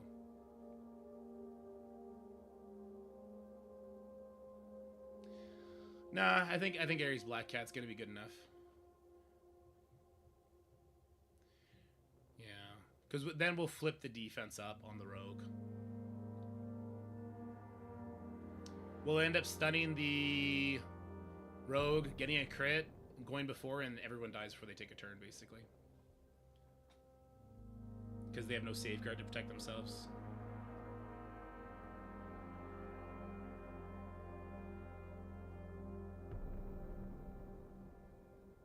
Anyway, let's do this. Alright, final room. I still got Cabal. Cabal being relegated to this trash is kind of funny. I'm going to come in here with Ares, take the safeguard off. I'll have Black Cat because she's going to go first. They don't get speed bar. I stun the Rogue. We go from there. I'll make Namor a striker. Oops. Taking him off the team is not ideal. Ah, he doesn't have purple striker. Screw it. Let's just go in like this. Let's go. It's me, Mario. So no speed bar to the enemy team. Stun the Rogue so she doesn't stop our Doober Dauber. And then win, basically. There, we got our first crit, and the stun landed, and it's going to be over real soon. Let's kill this Gambit immediately, because we can, and no speed bar will go to the Forge. Mirror is struggle sessioning it today, but that's okay. So you got to rewind off. That's it for Rogue. That might be it for everybody. Okay, that's it for everybody. It's over. It's done. All right, let's check the results here. I have a good feeling because of that one shot on the Mephisto. I think Homie had to take at least 4 losses, but we'll see. Homie did indeed have to take many losses. Let's see what happened here. Or the game's gonna just crash. Okay, perfect. There we go. All right, we're back. So, against my Orcus team, he went in there with Cabal and Masters of Evil. Good, good. Against my Odin Illuminati, he had to do 2 burn attacks. He did still get the kill on my 1 diamond Fortified Britain. I'm so tired of that. My Fortified Britain with Black Knight, he still got the 1-shot. I'm so tired of everybody, that working for everybody except me. I'm very tired of that happening, guys. I might just have to move Odin Illuminati out of stage 2. It makes like follow-up attacks easier to plan for, but it makes this opening attack harder because the reason it was even possible at all is because Phylavel gives offense up to the Moon Dragon. So I might, yeah, I don't know. I might just have to take it out of stage 2 because I'm tired of seeing this work for everybody except your boy. All right, against my Mephisto Spider Society, he just did 2 burn attacks, followed by a very easy Spider Society counter. He had a bigger gaming chair for sure. Okay, this is interesting. So his Immortal X-Men did wipe the floor with my Superior Black Knight, so completely wasted my Black Knight there. I want to see how that plays out. But this is cool. So because this is what my plan was. My plan was I wanted to stress the Immortal team, right? Because we haven't seen that yet.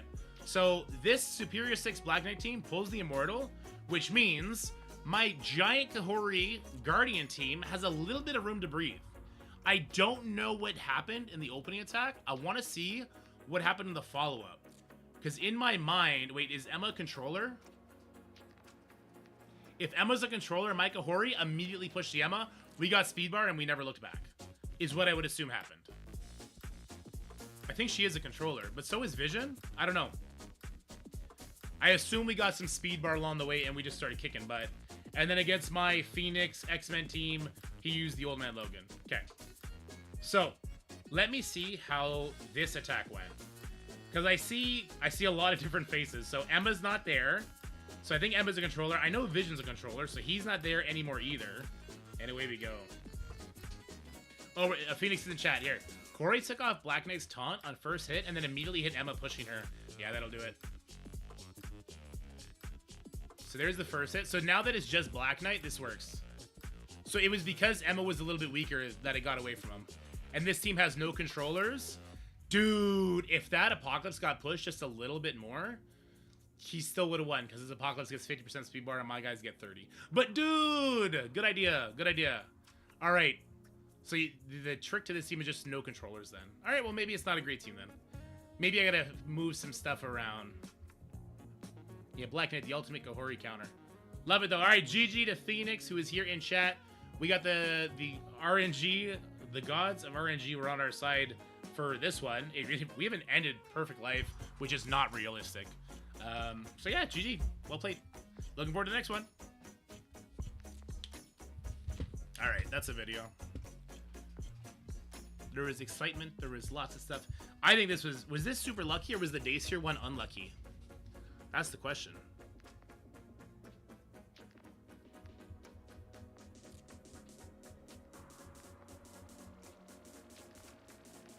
Gohori Basic did work on APOC. Yeah, it did. 3 diamond Gohori with offense up hits hard, man. I think if you bring any kind of controller in there, you're in for it. My Gladiator took these hits so much better than he has in the past.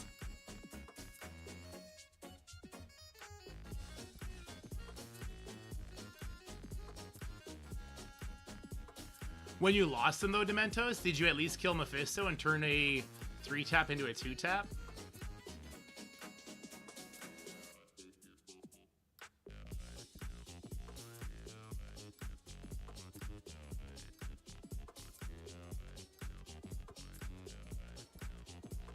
Did clear on the second hit 2 out of the 4 times. Yeah, there you go. My Thanos didn't get his passive off here at a convenient time, which was annoying.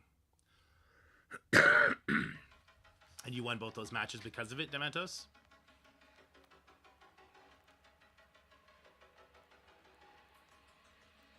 There you go.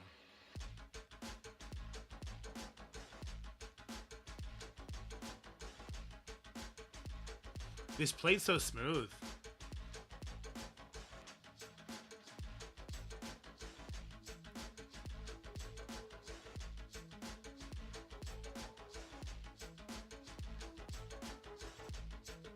It looks so much smoother than it felt.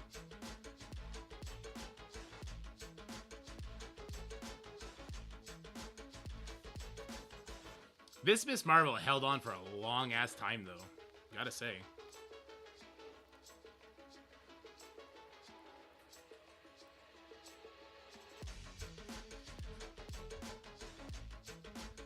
I think I like my Orcus with Mephisto in stage 3, but I think Orcus, well, my Orcus didn't pull anything anyway, right? I think Spider Society and Orcus are pretty interchangeable. I mean, Orcus pulled his Cabal, which, I mean, we did get a couple kills. Yeah, last time my Glad died real quick. Maybe it was a Mephisto crit on the special. So yeah, I brought Ultimus in case they try and do something with a taunt, and it would just screw things up a little bit for them.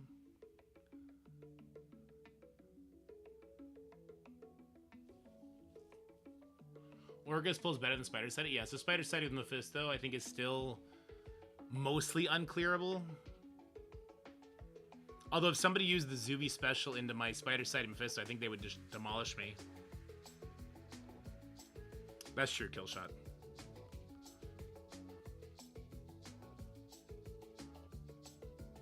And Titania gets rolled by new character stats. Not even fair. Where does she live, though? He stops the taunt and the cleanse. We had trauma anyway. Sign to stream goes down. Jesus, Ultimus cranked him. Ultimus cranked the crap out of him. Rivals today, I mean, maybe tonight, but even then, probably not. Yeah, Ultimus cranked it. Holy shit. That's super annoying. Mega Sentinel revive. I'm seeing it's not gonna play a factor into this, but I'm still annoyed seeing it from my beneficial side. It's still annoying. All right, today for the rest of the day, let me edit this video real quick and put that up so I have something from like the last 9 days. I want to look at the Liberty kits with you guys. I can do that now because I mean our embargo's over. Make a video on that. I want to talk Marvel Rivals. I probably want to pull in some footage from streams because I didn't record anything like a dummy over the last couple of days. Just life got ahead of me. Yeah, I want to do all that.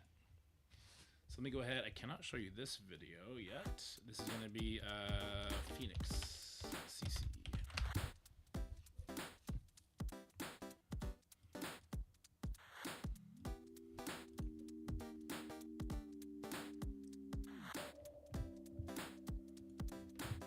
It loads up, I'll do it. In Arena, why does Mephisto take his first non-empowered turn before Gore's first turn? There's something, it's like leftover speed stat stuff, Kevin. So his speed is like 666 or whatever, right? But the game still only functions in ticks. So by the time the first tick happens, he's still above 1000% speed bar. Or 1000 speed bar, which is 100% speed bar. So it's like leftovers from when he was empowered.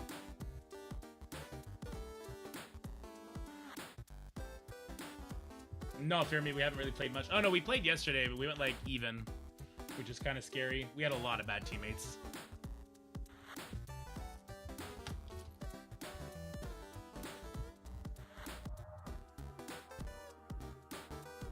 He gets 2 ticks and he goes over 1,000. Yeah, there you go. It's because he goes over the 1,000. So he gets to like 1,200. Yeah. Oh no, he's at 80. So he's closer to 1,700. That's why he goes so quickly on his second turn. Yeah. There you have it. Math nerds of the world unite.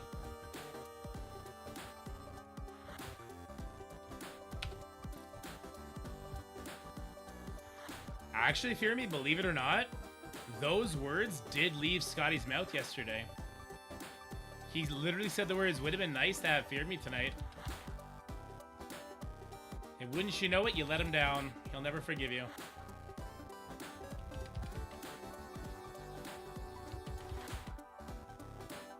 We had some bad tanks last night.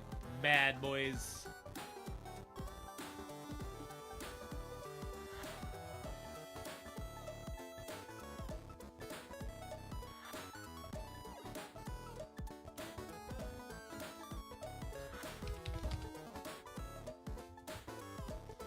He'll never say it again, so don't get your hopes up.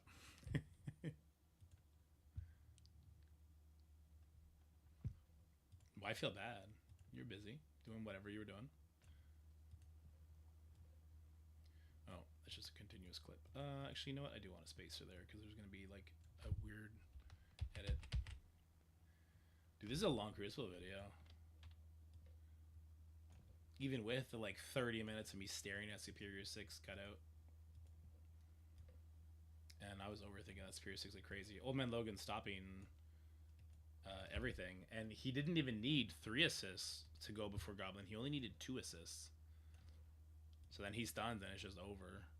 Your only threat then is pushing the Goblin. Right?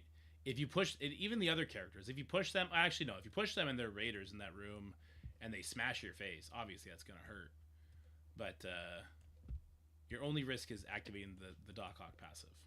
If you don't activate the Doc Hawk passive, you're just kind of good. All right, let's see. Okay, that's it for everybody. It's over. It's done. All right, let's check the results here. I have a good feeling because of that one shot on the Mephisto. I think Homie had to take at least 4 losses. Results here. I have a good feeling. Just do it like right here, maybe. All right, let's check the. Perfect. All right, let's do a little volume enhancement. Let's go up by 5. He opens with basic, then we gotta survive the battlefield effect a bunch. Turn the music down to like a 2. I see him at 2 charges.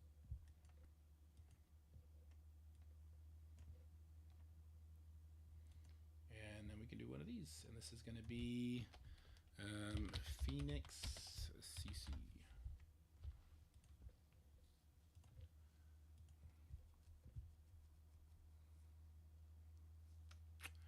Alrighty. He DMs me trying to get me into comp, but will never admit it. Loud. Whoa, I'm about to leak all the DMs. I'm about to pull an Elon Musk on Tzik. But also, ironically, having Kang and Cable would slow him down. Oh, because it makes it a tick 1. So then he gets less speed. That's kind of funny. Unless there's a Captain Britain. Or up against Immortal. Alright, so there's that. I need to go and download from the box the Liberty kits. So that we can go over that together. Because I've done literally nothing for that. And we'll see. Have you guys... I'm assuming you guys have already watched the videos for it. So this video is going to tank. But maybe we use this as an opportunity for Twitch chat to theorycraft together for it. Because I hear it might be good outside of war. I hear, but I'm not sure.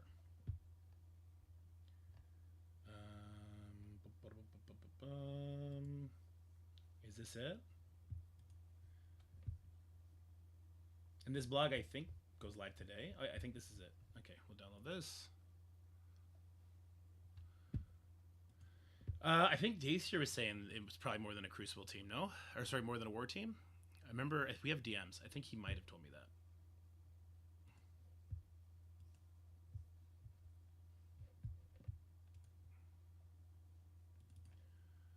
Let me see.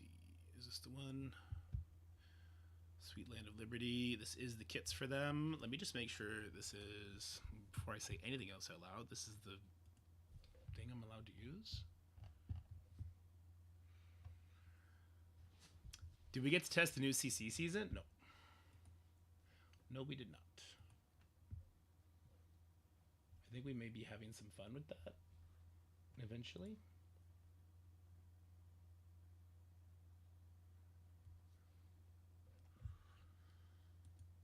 I've not even seen the rules. I don't know the rules. Let me see. Do I had not checked any of the embargoes on anything, if we have any or not. I don't see anything coming up, so. I need to find their videos. Let me see. They should probably have some posted in my Discord too, and the other great content creator videos. This one worked. Full reveal from Valley Fly-In, Bendy, Dacier. Liberty is ridiculous. More than a war team. Yeah, it's in his title. Bullion has him allegedly. All right. Allegedly, we'll check. If you have the links for it, let me know and I'll look it up. I'll look at them. I just want to see. Okay, sweet. This is the right document. No spoilers, Dacier. No spoilers, Dacier. So this is it. I don't want you to see that though. I'm gonna download it. It'll be better if I download it and I can blow it up like this instead. Hold on, I need to change the window. Pull this up instead. Yeah, this is better because none of that shit on the side. That I hate that about the box, so you can't close shit down. Okay, so this is way better to look at. Okay. They have a lot of no word tag goodies. All right, well, let's check that out. Man, this is black. Why is this filter fucked up? It's green. Hold on, maybe if I turn the light on. Boom. Oh, a little bit. What if I change the color of it? Oh, that helps. Okay, and then what about this one? I'll change this one too. Oh, that's so yellow. I'm from The Simpsons now. Oh, it's kind of... Oh, God. I'm dying! Help! I'm dying! Help me. I was on fire for a second. You guys didn't even call the fire department. Did you see my face? It's like someone poured battery acid in my face. All right, hold on. Let's go to filters then. Let's turn these off. We do one at a time. It's pretty green. I don't understand how it's... Oh, that's actually pretty good with just the one filter. What does this one do? Not much. Oh, that's really good. You can see a little bit of static, but that's much better, right? All right, we're just doing those two filters from now on. That's way better. All right, let me see this. Oh, I don't do clicks for him. I'm not doing that.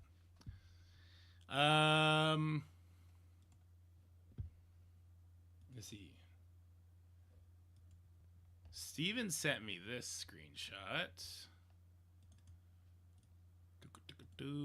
This has a couple of the rooms on it. Momentum in all characters. Special abilities cost 2 more. Ultimates cost 2 less. When enemy character dies, okay, so we've had this room before. Resolve all characters. On death, all allies gain offense up. On death, apply trauma to all enemies. Wait, what? On death of who? On death of anybody? That doesn't make sense, because then it goes both ways. I want an on death of ally. I don't want it to be on death of enemy, which is what it probably is. So take Hela, that could help, yeah. But no, because it's on death of enemy, so you wouldn't want Hela. On spawn, revive once with immunity. Well, that's meaningless, right? Black Cat, Gore, fucking North Star, Mephisto doing perma kills. There's so many ways to strip revive once off. I don't think you would lean into that room with any sort of regularity. Is that could that be an Odin Illuminati room? I don't think so either. I don't think so.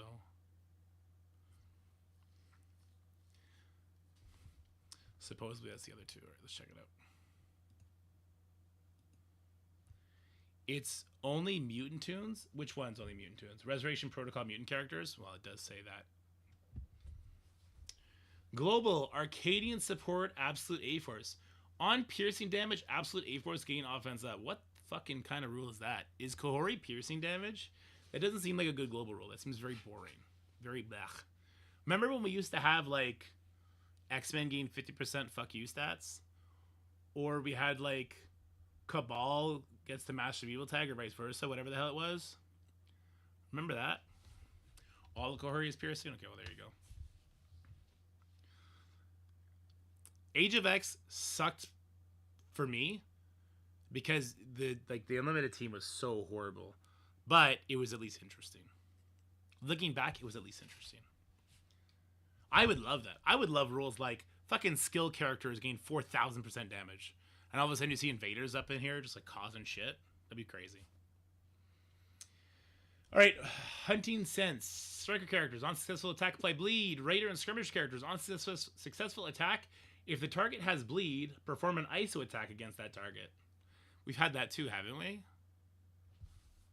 I feel like we've had that too. Room 2, spec ops all characters. On successful dodge, gain stealth. Characters with stealth gain... Isn't that what we have right now? Don't we have something like that for city characters? That spider sight? True, Kevin. Scratch what I said from the record books. Please don't ever do that. Just leave skill alone. Just never have skill buffed. No, it's this one and this one I'm looking at. So this is the one, Saw, you were saying to people could be a big issue, right? On spawn, generate 5 ability energy. On ultimate ability use, apply ability block to all enemies.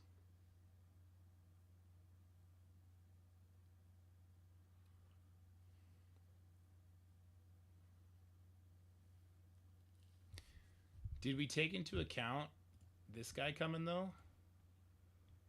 Did you take into account him in your thoughts, Saw? Because you're thinking Illuminati Odin, right?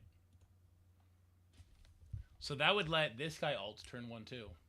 He flip all positive effects, apply defense down slow, and 2 bleeds. New character stats. He does a health percentage, and it's unavoidable. He can't gain trauma, right? Yeah, can't gain trauma. Enemies cannot gain safeguard. He's insane. The Retaliate team would be a threat, though. I don't remember what the Retaliate team is. It's like Invisible Woman with fucking Morgan and... What's his speed? I think it's 120. 120. Yeah.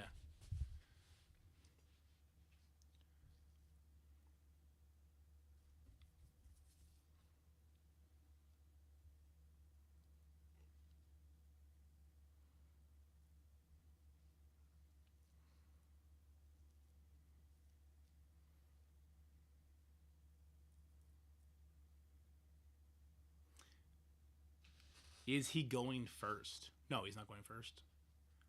Against Odin Illuminati, he'd be going pretty late.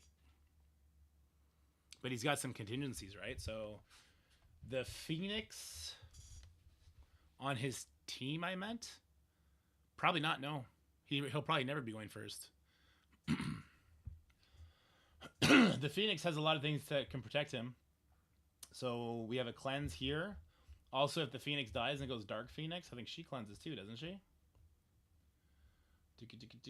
Steal health. Oh, that's the old. Clear all ability block and bleed from self and all allies. She'll revive. She'll cool all negative effects. She wouldn't feel speed bar against Illuminati, obviously.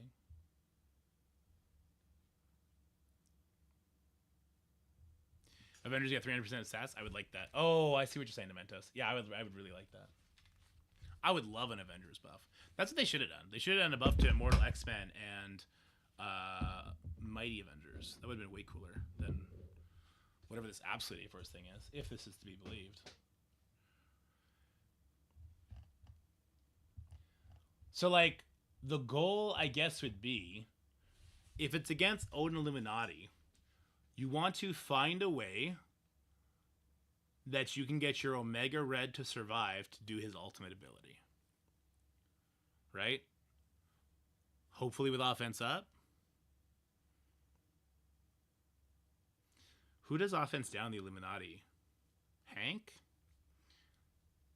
Could you get a quick offense down there too? You'd probably, maybe you have to do a burn attack so that's not on the table.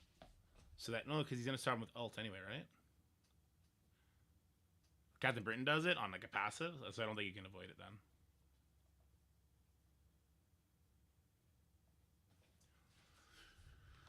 So you'd want to find a way to make your Omega Red's first turn He's gonna have ult because of the room rules. He's gonna have new character sets. Obviously, whaling is gonna be a huge advantage in that sort of an environment. Also, let me just go ahead and post this YouTube video real quick. Obviously, you'd have a giant advantage if you wail out on him, for sure. Hank does offense down with his passive. When does his passive proc? Does it always proc? If you do a burn attack first, does it not proc after that? Could we bring in Captain Britain so that Omega Red is at least even? Could we do that?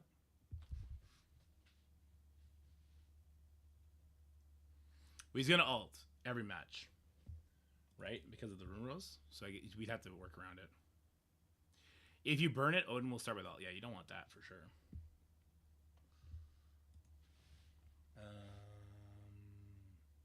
God, yeah, it's been a while since we put a video out. It's not good.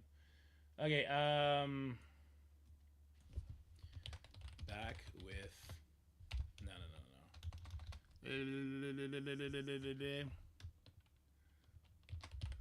Don't listen to any content creator but me. Doolum sucks.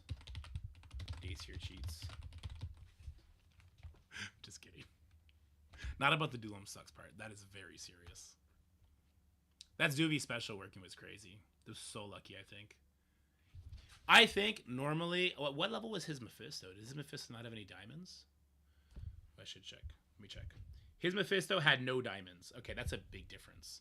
So if Mephisto has like 2 diamonds, I think your Gladiator doesn't... I think the Zuby special stops working based on Mephisto diamonds. So anybody who tells you Mephisto diamonds are a scam, aka Dulom, give him one of these from me. Okay, we also had to make a thumbnail here.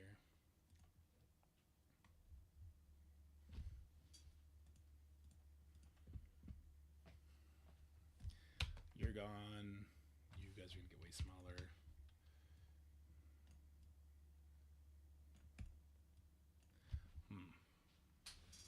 I think I made videos on Monday, Tuesday, and nothing else after that.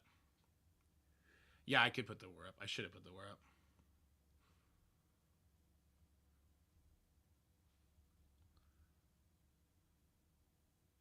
Meister reserved for Old Man Logan and new stat characters. Mephisto, I think, is an evergreen character, though, Steven. The 2 wins I had were versus 1 diamond Mephistos, with the losses against 2 diamond Mephistos, 2 diamond and up. We're versus 3 diamond Mephistos. I think that's the difference then, Dementos.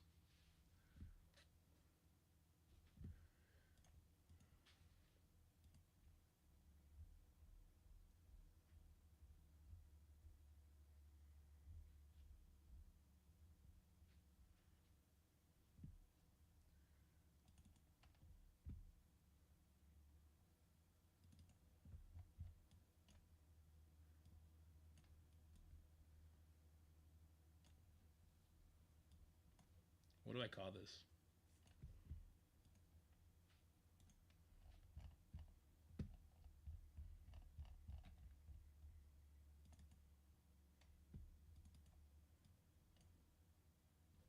No, it was too goddamn big.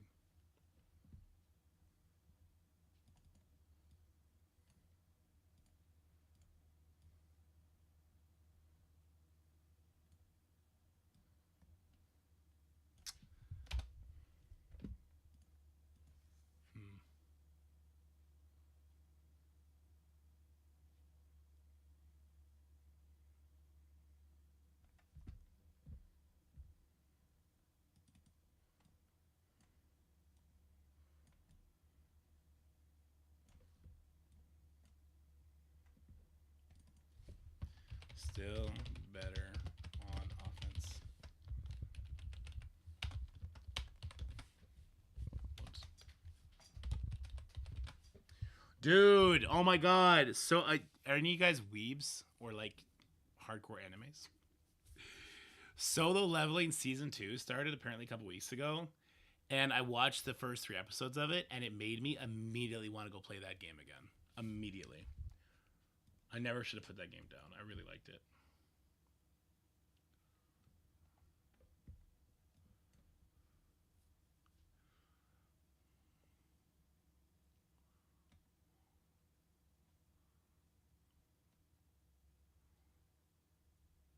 What do I say here, guys? Come on. Come on. You guys are the creative ones.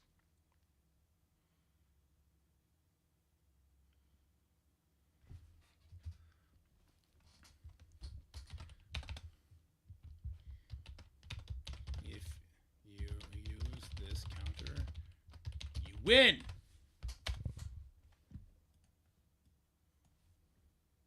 This is the Crucible one we just did.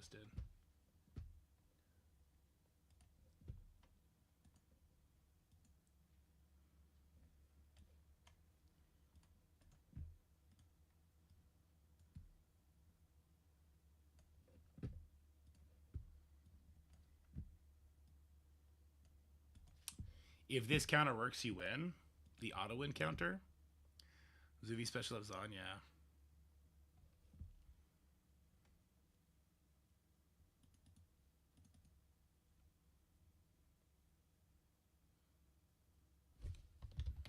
The ultimate gamble for an instant win.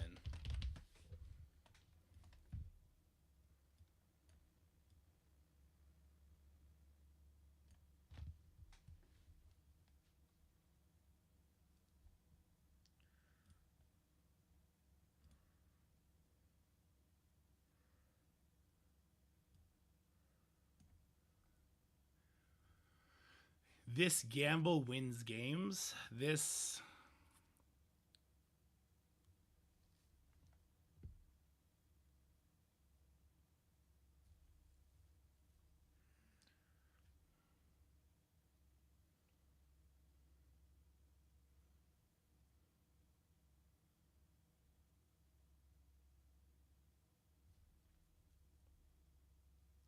Yeah, I think this is fine.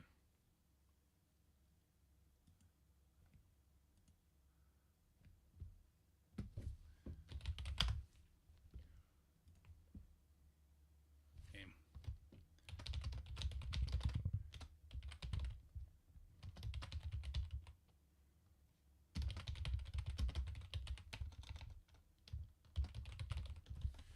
The Zuvi gamble crushes Crucible matches. Are you brave enough? Are you man enough?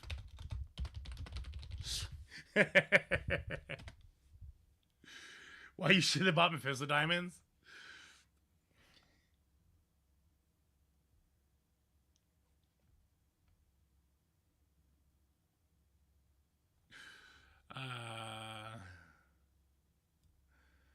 No. The Zuvi gambit.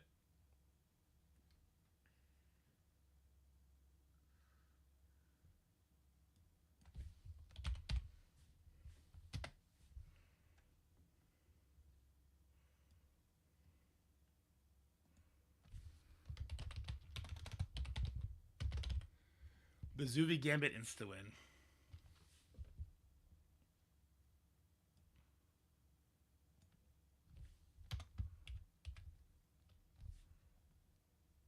Sounds pretty base, to be honest. Yeah. The Zuvi gambit insta-win.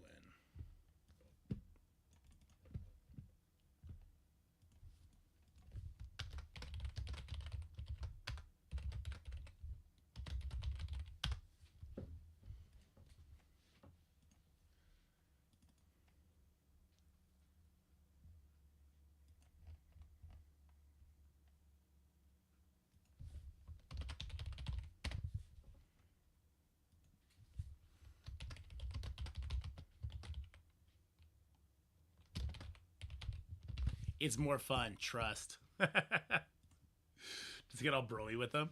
Get all broy with anyone who reads it.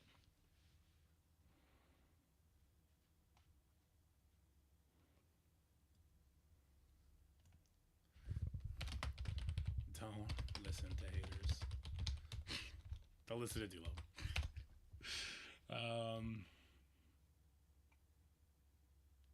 What do I want to say here?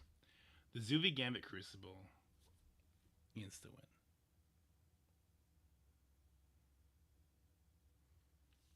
Why turtle when you can gamble?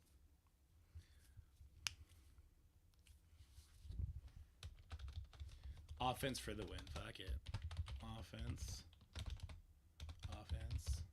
for the win. get our timestamps going. Okay.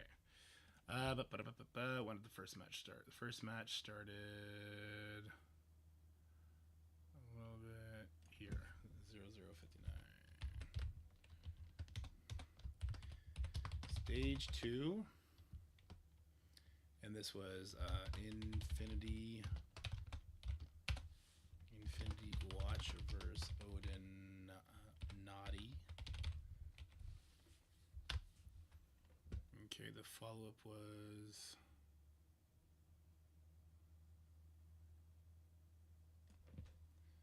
Astral. That happened at 6 minutes later.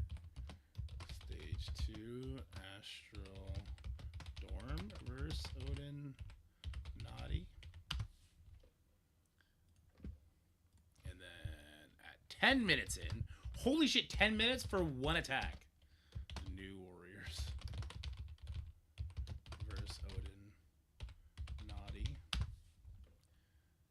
Okay, the next attack was at 11:18. That was stage 3. Zuvi Special versus Absolute Mephisto. That's a cool name. Absolute Mephisto. Let's get a win. Then we had 15:12. Stage 1. Oops, I put stage 1 here. This is stage 3. And it's not versus Odin Naughty, it's just Odin. Okay. Stage 1. Old Master of Evil versus Superior 6. And it's 17:26. Stage 5. Immortal X-Men versus Skrull-inators. I give the best names. Prove me wrong. Stage 4. Night Stalkers versus Orc Silver. Silver Orc. Silver Orc. And then finally, 2022 was stage 6. Cabal versus Extreme. And then we had the results, which was at 21:18 results. Okay. All right. What a casual. True. True. All right, and then we'll do this video. Let me just make sure this gets posted. Turn the monetization on. Oh.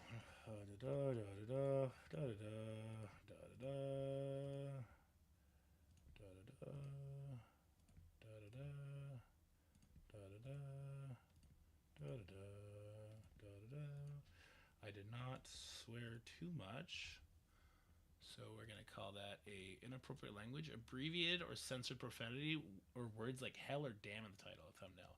Moderate profanity like bitch, douchebag, asshole, and shit used in the video. Used frequently in the video. Okay, well, I don't swear frequently, I don't think, but I do swear. So I'm a naughty streamer. I swear. All right, public, boom,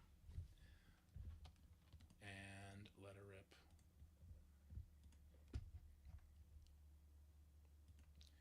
Publish.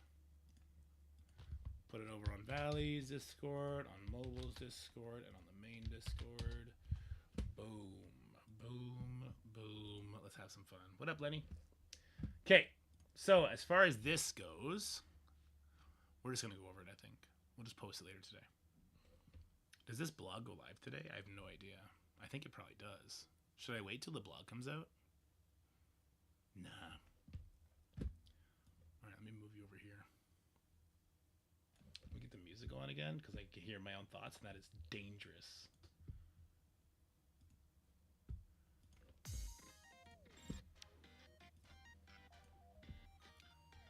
Boom! How's it going, everybody? We're not late at this one at all. We got the Sweet Land of Alliance War Liberty team. We're going to be talking about the Liberty team today. We're going to go over the blog that you probably saw other people go over earlier this weekend. We're going to try and do it pretty quickly, and I'm going to give you my own take on this team. And if I think they're going to be worth your cores, or maybe your dollars, I don't know. I've been hearing some pretty interesting things about this team, but I am not sold. Let's redo that. That felt bad. That felt bad. Pause this because I like the opening of that song. 3, 2, 1. How's it going, everybody? In today's video, we're going to be going over the Liberty kits, the Sweet Land of Alliance War Liberty. That's going to be a blog that's going to be out probably at the time of this video getting posted. A little bit late to this one. You probably saw other content creators go over the team kits this weekend. I'll give you my own take on it and see if these guys are going to be worth your very, very, very, very valuable resources, especially as a war team. They seem to just really like war teams. Liberty! Let freedom ring on helicarrier decks with the patriotic new team, Liberty. Nick Fury is calling the expertise of Captain America Sam and War Machine to lead strike newbies Peggy Carter, Patriot, and Falcon Joaquim, I think is how it's pronounced, on their mission to dominate Alliance war battles, both on offense and defense. Yikes! You always love to see a defensive team. And with some serious upgrades to War Machine and Captain America Sam, Liberty is absolutely poised to take down big names in Alliance War.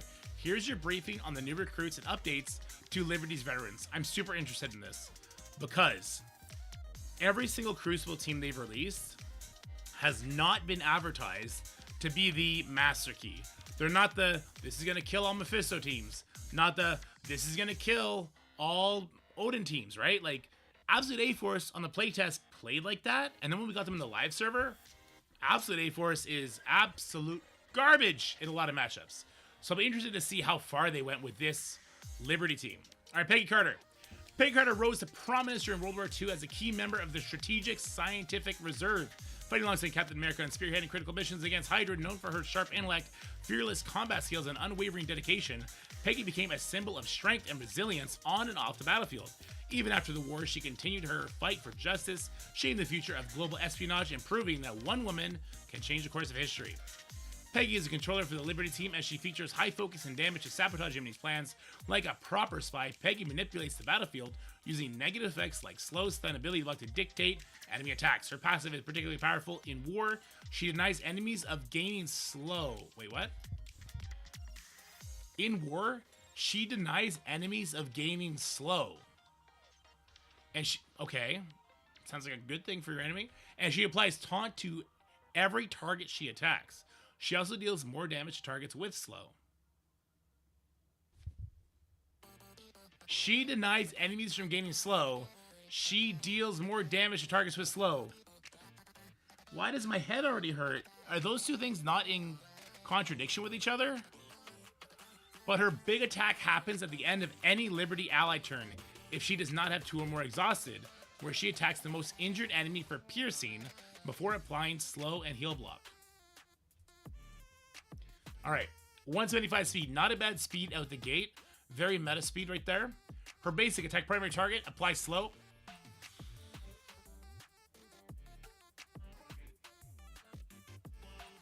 She denies enemies of gaining... Is this supposed to be the word buy? It's supposed to be she denies enemies by giving slow? Is it a typo? She denies enemies of gaining slow. Ah! Alright, we can't drone this forever. That really bothers me, though. She applies slow on her basic. It's got to be a typo. And copy and clear 3 random positive effects, excluding taunt from primary target to self. ISO attack. She's going to attack. Piercing also slow. Copy and clearing 3. Really, really strong ISO attack. And not hidden behind war. Her special, turn 1 capable. Clear immunity from primary and adjacents. Okay, it's pretty nice. Attack primary and adjacent targets for 350% piercing. And applying slow for 2 turns. Okay. Apply stun to primary, so turn 1 stun. In war, apply trauma for 2 turns to just the primary. It is unavoidable. If this character has 3 or more Liberty allies, it cannot be blocked. Okay. No war tags except for the trauma part. The crossfire, the ultimate ability, 2-turn, a second turn ability. Clears all barrier. Attacks for 400% damage. That's a lot with new character stats. Apply slow for 2 turns, so everything does slow. but she doesn't let enemies get slow. Apply +1 vulnerable up to a maximum of 5 to everybody. Okay, well, I like those kind of abilities. That's the kind of vulnerable that can be resisted, though. Keep that in mind. Apply ability block for 2 turns to the primary target. In war, if this character has 3 more Liberty allies, apply trauma for 2 turns to all enemies. Okay. Passive, the Dryad. At the end of any Liberty ally turn, if this character does not have 2 more exhausted, attack the most injured enemy for 100% piercing. In war, attack that enemy for 250% piercing. With new character stats, do you not understand how insane that is? Apply slow and heal block to that enemy. That is an insane amount of damage. But we don't know how many turns they're going to take. It's at the end of any Liberty turn. Enemies with taunt take an additional 10% damage. I bet this doesn't work. I'm going to throw it. I bet this doesn't work. Because this is a new thing, right? So, like, we have defense down. We have minor defense down. We have vulnerables do increased damage. This is a new thing. Enemies with taunt take 10% increased damage. Okay. In war, enemies with slow cannot gain speed up. On successful hit by this character, apply taunt to each attack target. If this character has 3 more Liberty allies, enemy characters with slow cannot fill speed bar for themselves or allies. This does not apply to speed bar gained through normies. Okay, so it was a typo, because in reading her kit, they cannot gain speed up. So this is supposed to read, she denies enemies of gaining speed up. There's a big difference there, guys. There's a big difference there. Okay, let's move on. So, bonkers damage. Lots of slow everywhere. We have a turn 1 stun. We got turn 2 ability blocks. We got trauma at the wazoo. Good character kit. How much locked behind war? So the trauma in this is locked behind war. All the trauma is locked behind war. And so is the crazy, like 100% piercing when your character stats is a lot. 250% is at least locked behind war. And then this entire, the most important part is locked behind war tier. Okay. Falcon Joaquim. Let me know if I'm saying that wrong. A resourceful Air Force officer, Joaquim Torres, was crucial in aiding Sam Wilson, during the fight against the Flag Smashers and her KISS group. After Sam became the new Captain America, I'm sorry, I'm in a mood today, I think. Joaquim inherited the mantle of Falcon, taking up iconic wings and advanced tech. Falcon Joaquim is the air support of Liberty and possesses high health and armor to help keep in the fight and aiding his allies. In war, his passive ability is the key to victory. On spawn, in war, he applies taunt to all enemies. Okay, so a lot of synergy between him and the Peggy character already.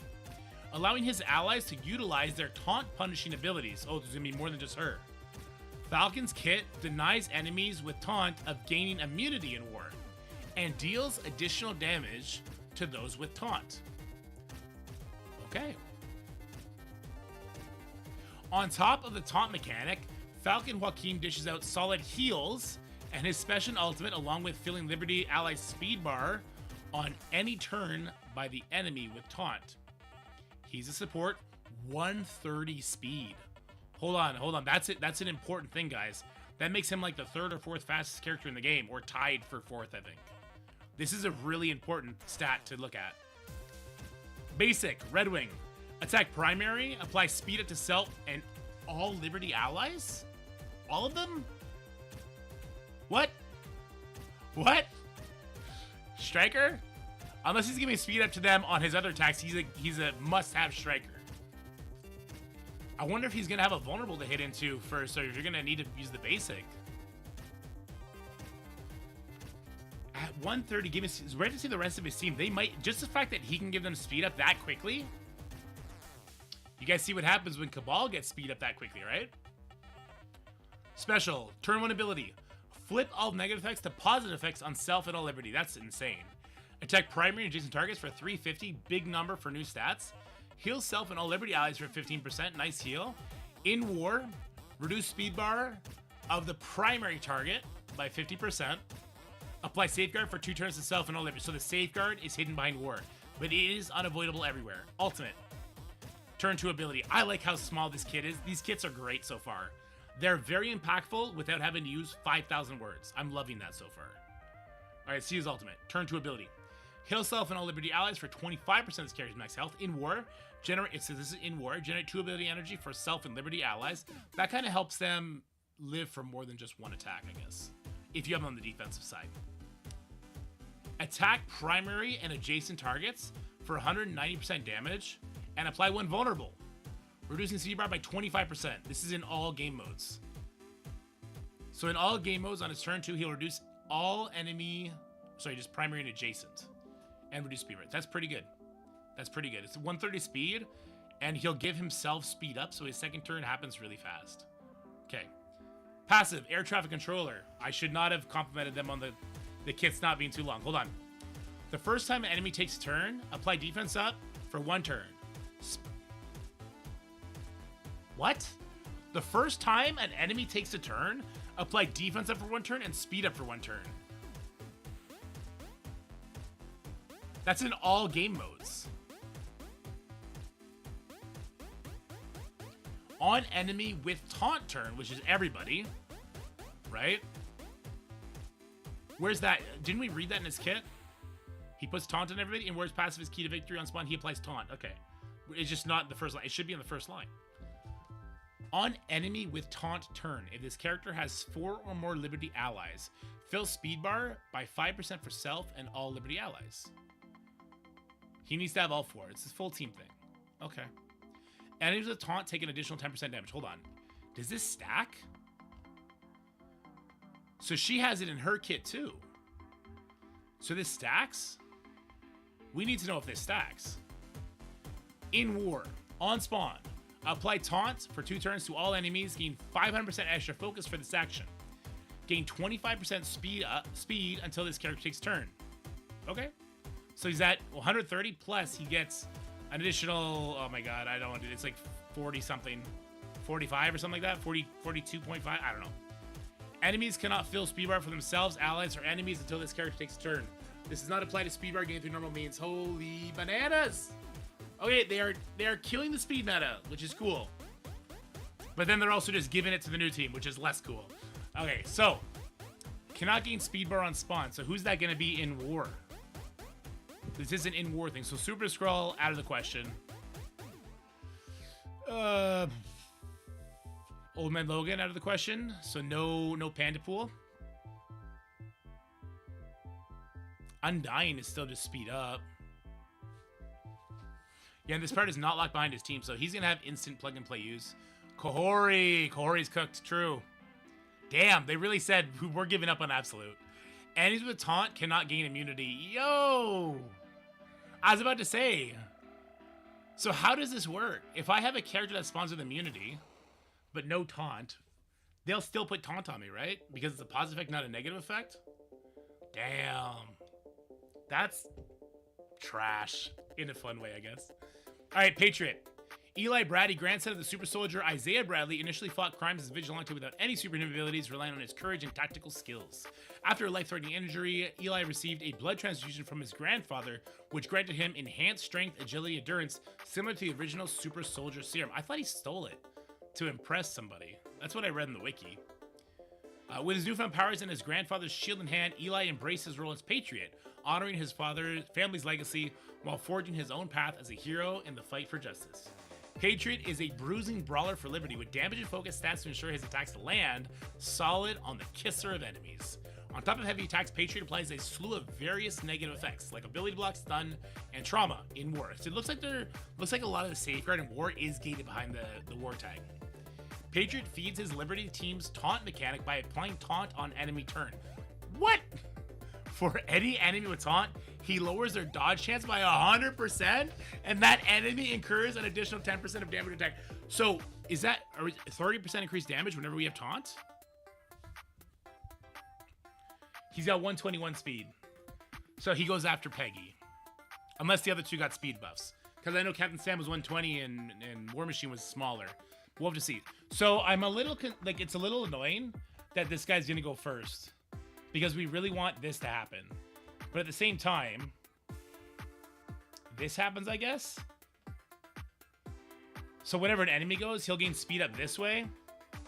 I think you'll still want him as a striker. I think it's going to be a pretty intricate kit which normally means offensively this team could beat itself on defense if there's intricacies to it like that.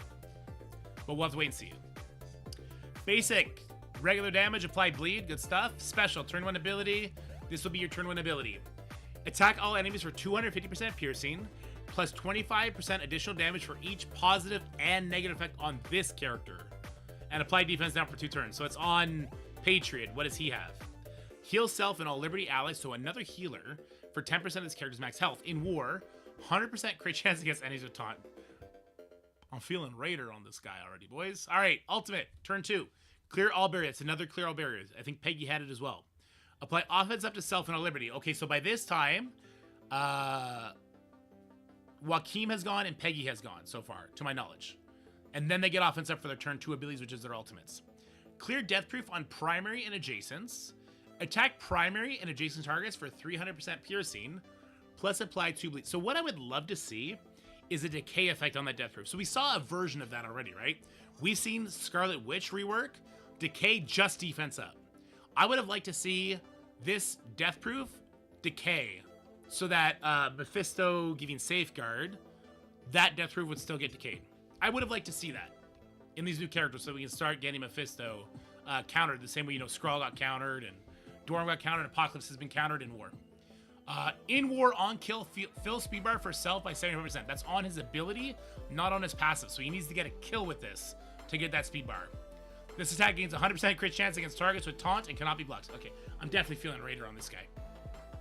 Yeah, I definitely. Passive. On successful attack by this character or any Liberty ally, flip 1 negative effect into a positive effect on self and all Liberty allies. Crazy. On enemy turn, apply +1 taunt up to a maximum of 3. So they're getting it on spawn and every single turn. And they get stacks of it. But it's not every stack they get increased damage, right? Okay. Until this character completes a turn, this character and all Liberty allies gain 5,000% focus. Like, get wrecked out of time. We're not even entertaining Cosmic Ghost Rider as a potential cog in this wheel. Enemies with taunts, lower dodge chance by 100%, take additional 10% damage. That is outside of war. Is all of this outside of war? All the taunt damage? All the taunt damage is outside of war. Okay. That's interesting. That's now go in war. The damage of this character and Liberty allies can only be reduced by offense down. If this character has 4 or more Liberty allies, lower maximum barrier of all enemies by 20%. So we've already had Get Wrecked Kahori. This is a Get Wrecked Mighty Avengers, even though I don't think they would have stood a chance anyway. And enemies with taunt cannot gain stealth. Yikes! This 3-piece against protectors in game or people that get taunt is kind of interesting. I can see why a couple of content creators thought this could be a good outside of Crucible team. I'm not seeing its super use yet, but I will say with the, I think it was Joaquin part, this is not tied behind war. This is the first time an enemy takes a turn to apply defense up and speed up and immunity. This is not locked behind war. This is huge. This alone is like Scientist Supreme, but better. Which means, yes, it will have use.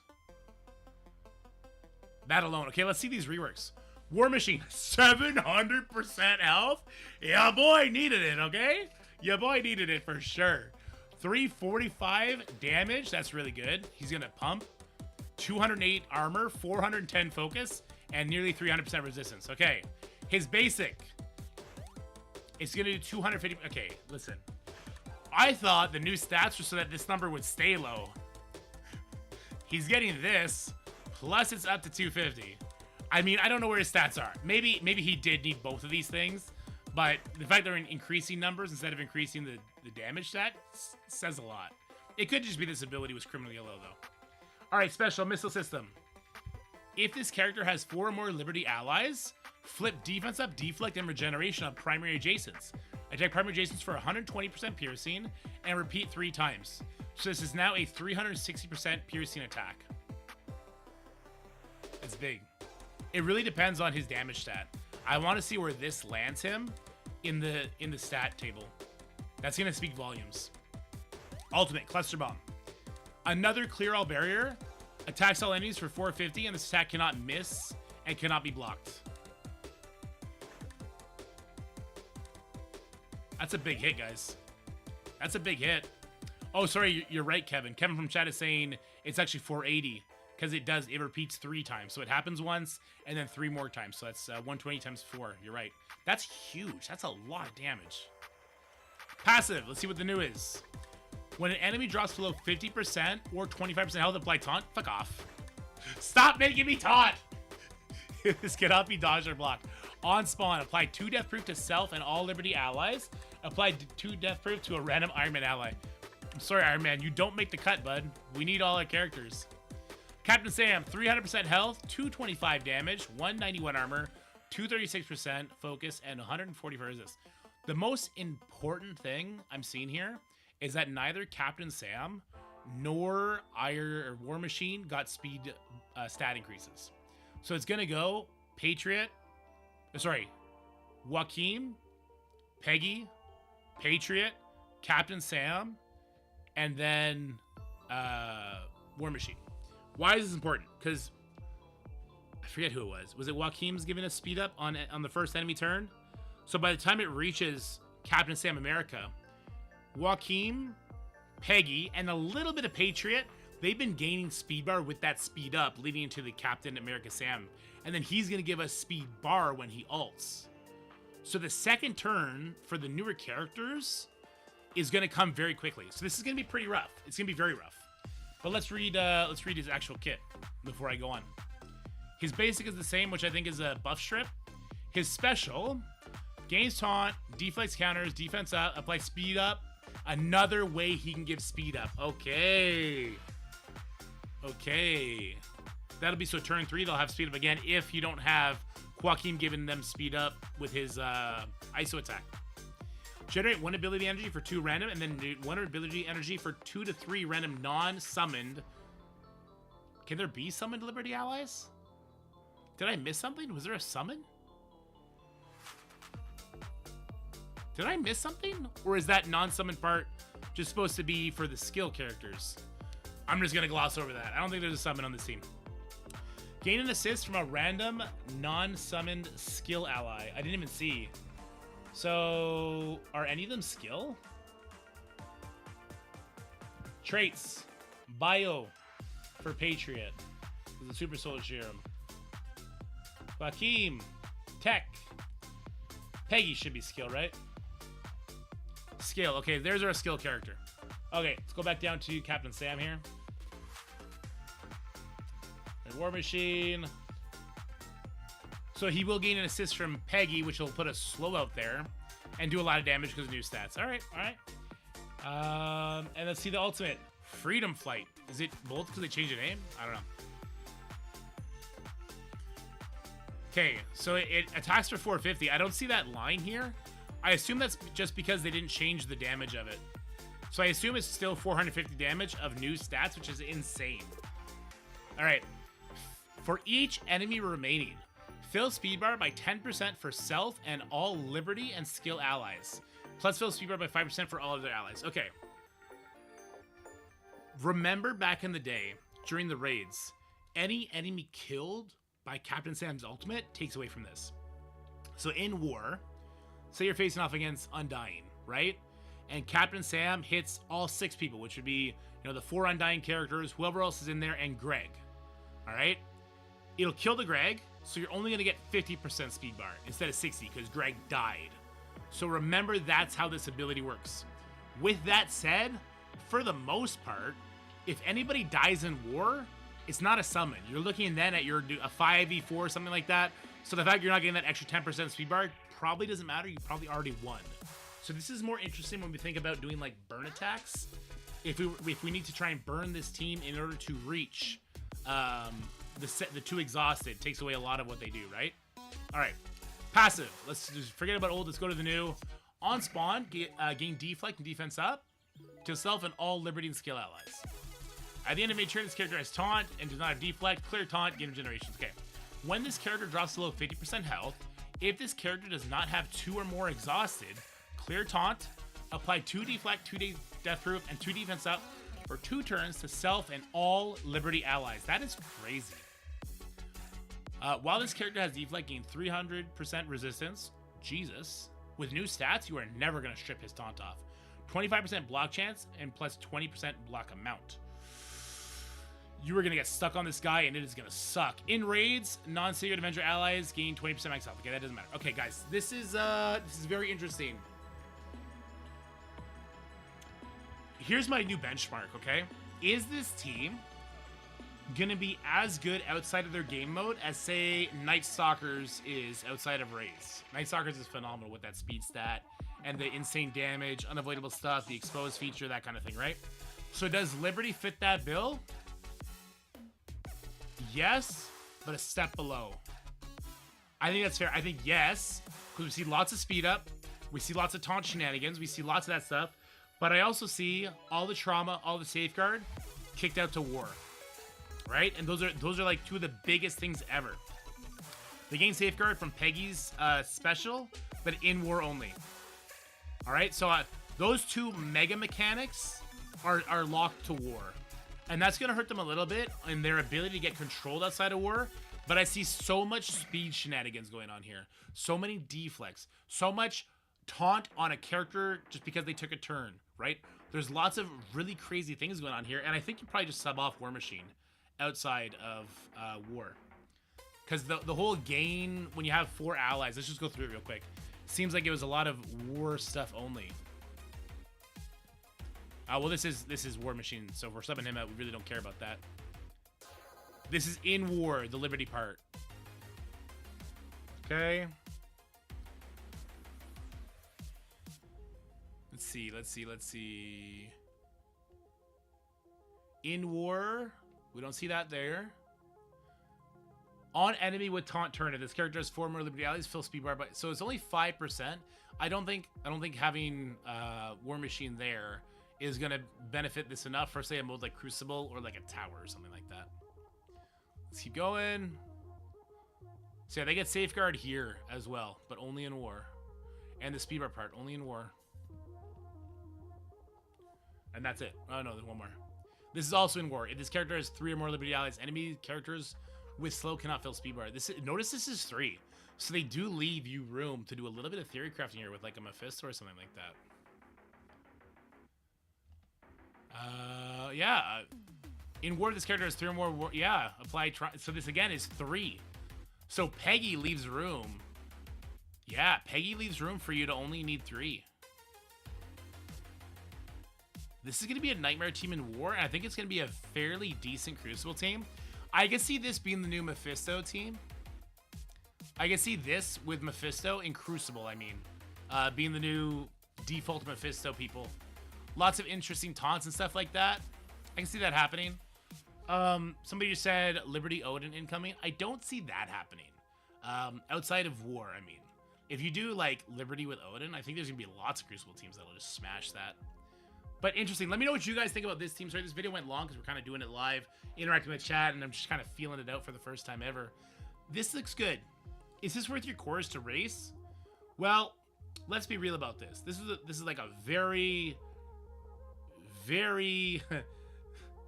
niche game mode. I don't know what else to say. It's war, and every team for like the last 4 patches has been war. Unless they start extending the war rooms or putting more interesting things in the war rewards, people are definitely getting war team fatigue, which tells me this team is probably going to be used as a pocket dimension team, needed for some sort of other kiln tower like thing, like Absolute A-Force is being forced on us with, right? And the Mighty Avengers. Or maybe next Legendary unlock. I don't know if we're going to be getting on the Legendary for a while, though, because it's January now, and we know Professor X comes in March. Or at least we were told Professor X comes in March, last March, when they did the Age of X announcement. But I don't know.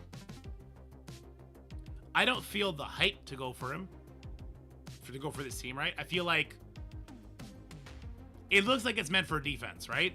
So this is definitely going to be a team that is sold to the sweatiest people of war, which I would caution Scopely, we just had the 4th or maybe even the 5th sweaty war alliance disband.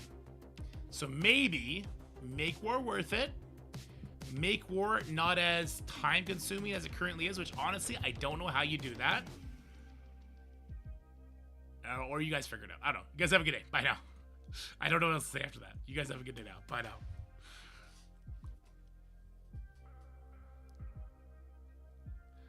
Sunsby Troopers. Nice. Get wrecked, Troopers. I think a lot of people are just slowing down on the game. Like, really slowing down.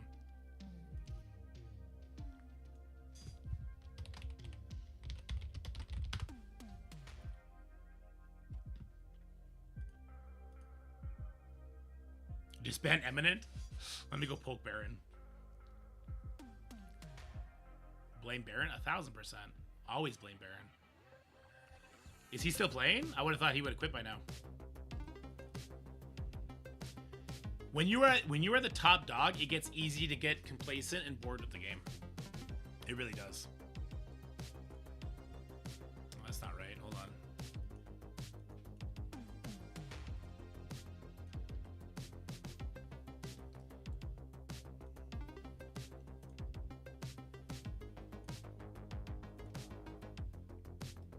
This is not going to be a long edit. I just need to check the volume on things. Should we... Actually, we don't know yet, do we? I was going to say, should we do the infographics for Captain Sam and War Machine, but we actually don't know their info yet. Let's do a sound check. War thing. So Super Skrull out of the question. Well, it's loud. Old Man Logan out of the question. So no Panda Pool.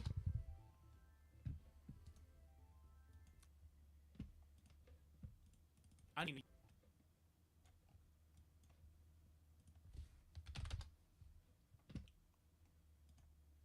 Non-secret Avenger allies gain 20% max health. Okay, that doesn't matter. Okay, guys, this is very interesting. What up? Here's my new benchmark. Okay, is this team gonna be as good outside of their game mode as say Night Stalkers is outside of Raze? Night Stalkers is phenomenal with that speed stat and the insane damage, unavoidable stuff, the exposed feature, that kind of thing, right? So does Liberty fit that bill? No, they don't. Because even Moon Knight on the Night Stalker team, like, his ult is fun to use to see what debuffs land and how that could, like, shape a fight. The Liberty team seems like uber tanks, uber control. And, I mean, they'll have really good damage. Like, Peggy's at a turn attack is going to be stupid in War. It'll be really good outside of War, too. Yeah, kind of tough. Kind of tough to pin down what that team's going to be like. 3, 2, 1.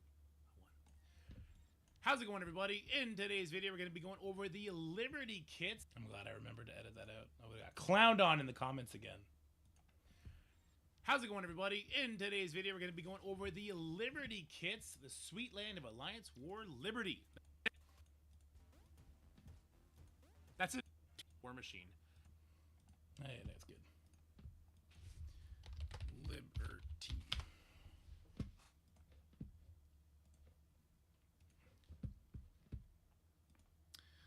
Alrighty then, we'll get that posted. I'll have that come out a little bit later today. I also missed the blog. Do I need it? Was there anything interesting in the blog? Uh-oh, Steven hit me with a new meme. What's the meme? What's the meme? My eyes rolled back? Oh, Steven. Oh, that's not a good picture, Steven. That's not a good picture.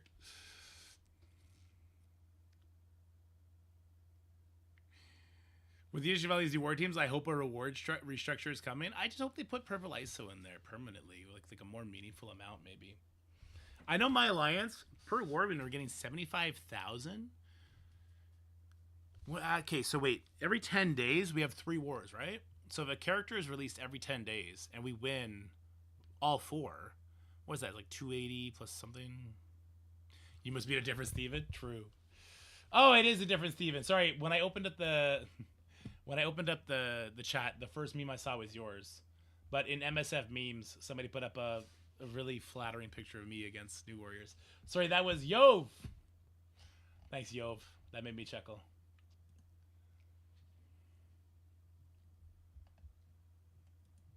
I gotta change my defense around, I think. While this does this thing, let's change my defense up, because I don't like how my Captain Britain keeps dying. Okay. What's my battery at? 98? We can take this out. Okay. Let's change... Oh, hit my mic. Sorry about that. Let's change the defense up a little bit. I think I'm going to take these guys out of stage 2, right? I'm tired of it, man. I'm so tired of it dying like that. Now, I could put Dormammu in, like we've seen.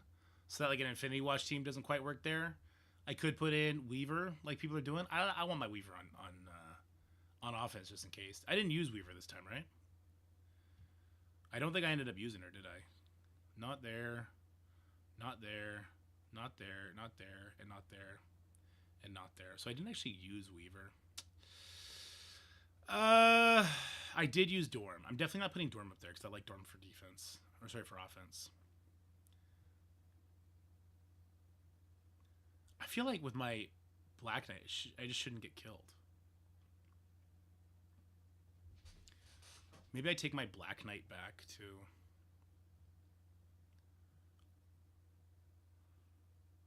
Should I put Black Knight with Kahori and just have regular Superior 6 up there? Maybe throw Vulture in there to screw over like a Old Man Logan team?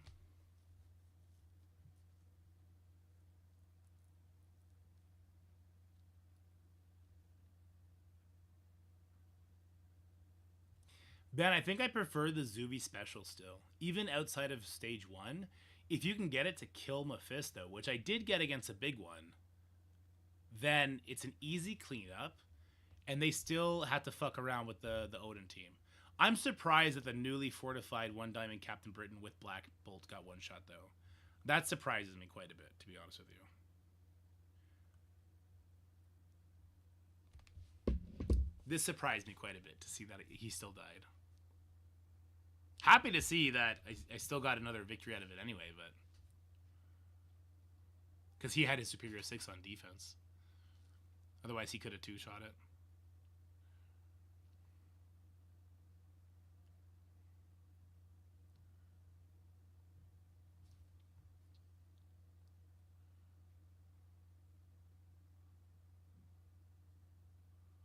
I'm so surprised. This is what I mean, guys. I can't catch a break with this bullshit. People have so much more luck than I do. So he had a little bit of barrier. He's at like 75% life, and then he just dies. My Moondragon is the same fucking size as this one and has never, ever done that under the exact same circumstances. Has never, ever pulled it off. Ever. Ever. Has never, ever pulled it off under the exact same fucking circumstances. That looked clean as fuck. I don't know. Stage 2 adds a energy variable. But obviously that energy variable can be used against you. Unless you do something like Weaver in there.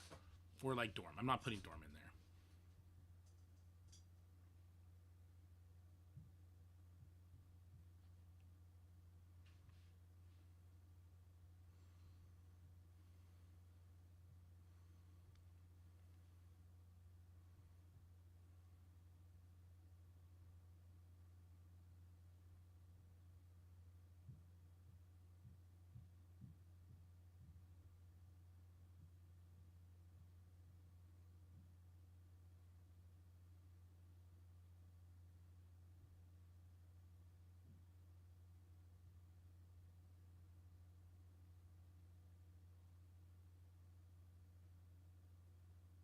Thinking. Because if somebody like... If I match up against... Valley flying with the Ray. What up, Valley Maniacs? Hope you guys are having a good day. I'm trying to... If somebody like Ben pulls Mephisto, then my team doesn't do much. I'm wondering if like Annihilators would do work up against stage 2. If I did like the 3 new Annihilators with... Shit, I don't know. Like a Shadow King. If I could knock that down to a 2-tap. It's a horrible day. Damn, Uber. Hope it gets better though, bud.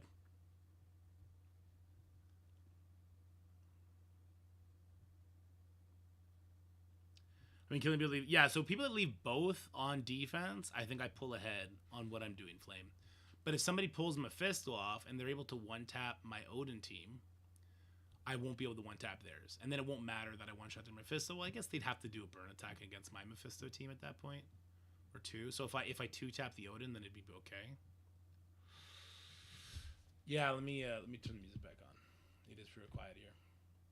Boom. Cold over here in Ontario right now too. What up, Wapo? I think I just want to move this out to take away the current threat that it's been facing.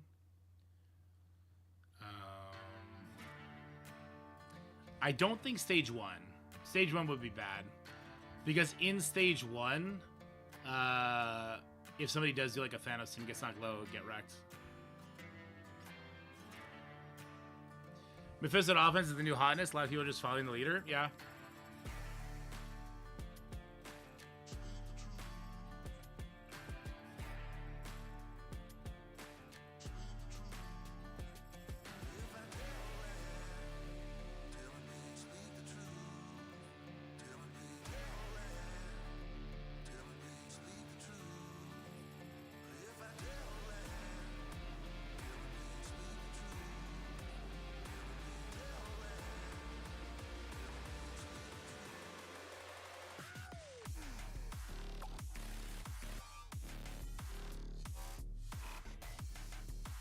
The song has too much energy for where my head's at right now.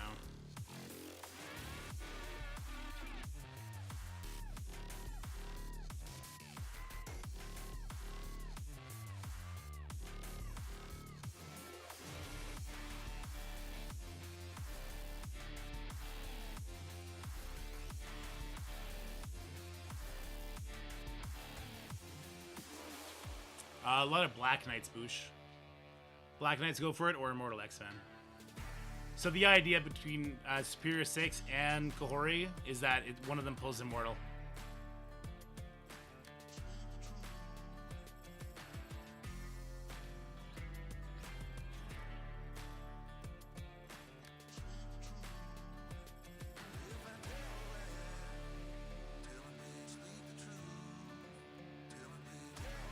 I think I'll pull my Black Knight back to offense, though.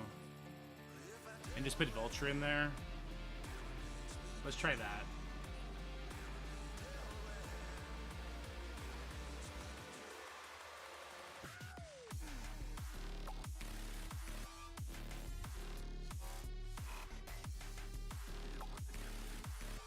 Wapo. I would never, ever, ever be able to do a confirmation on a leak, ever. Because then that's me leaking.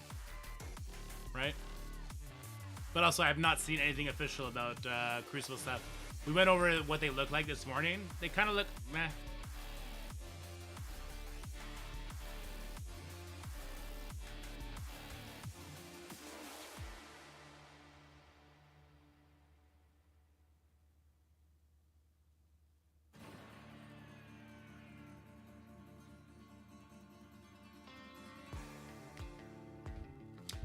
I see what you're saying, Flamehead. So what you're saying is if you can beat the Old Illuminati in one attack, and then you can Zuby special the enemy Mephisto, and if it kills Mephisto, then it's an easy 2 clean. Well, then you're now soaking up 1 loss, whereas other people are hitting at least 2 on the Old Illuminati team. They look more influential than this season's rules? Oh, hard disagree. When It Rains is great for Mephisto teams. Stage 1 was amazing for endgame Thanos teams. Like, if you weren't doing it worked for me today, Boosh. It worked for me against Days here too, in the sense that it killed Mephisto. And then I was able to 2-tap it instead of 3-tap it.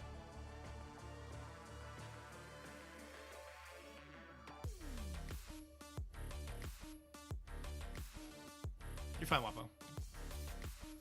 So then... Actually, you know what? I really do like this here.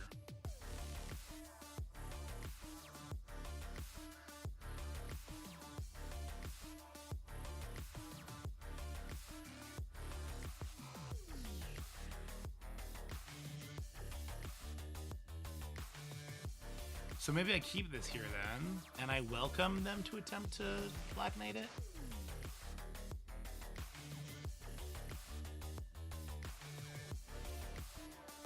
My Thanos didn't either boost today. In fact, he didn't even strip the Mephisto of the Death Proofs. Instead, it was Apocalypse and Skrull doing enough damage that Mephisto died. My Thanos never got pushed. I ended up full life on everything. Mind you, this was against a Pav Absolute A-Force Mephisto.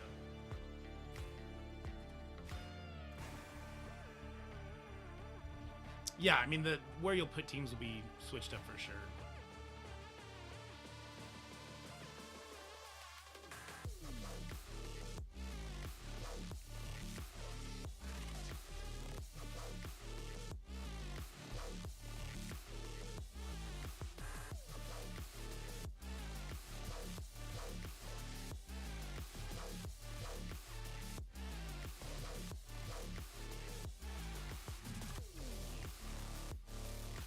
could.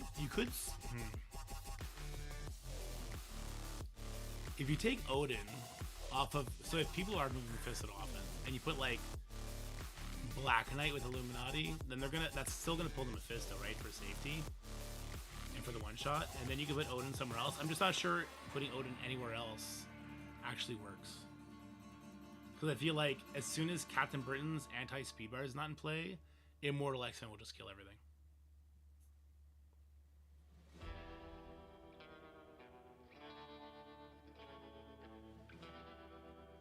Weaver in 2 messes up the Infinity Watch sack. Yeah, it does. Because Moondragon won't be able to hit the Captain Britain.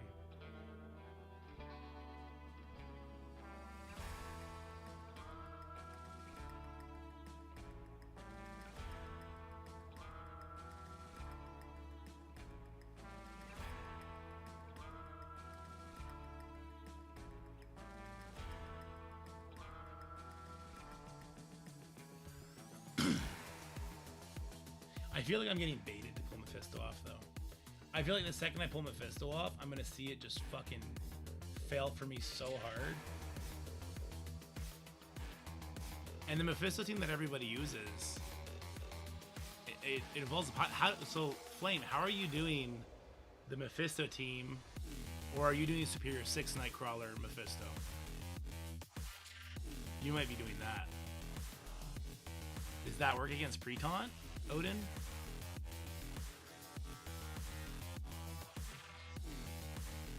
I did that, moved Odin to offense and put DK with Illuminati? Yeah.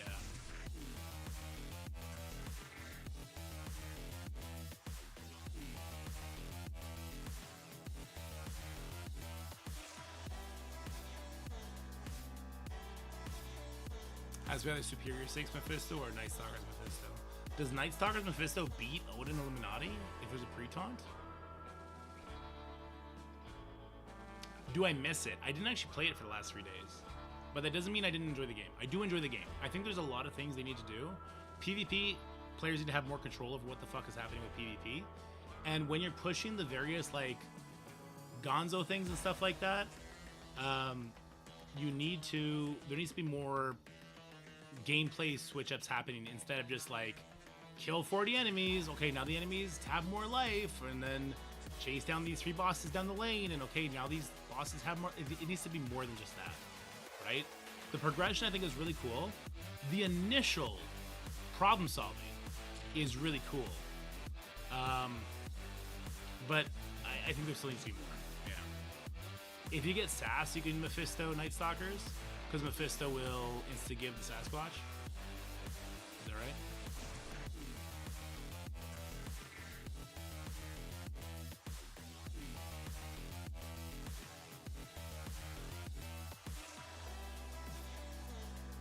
And then Odin anything will beat the Mephisto team.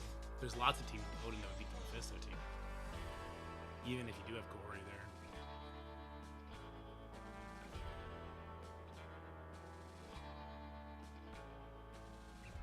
Yeah, your team has Apocalypse on it, so I discount it immediately. Because I can't do that in the Zubi attack.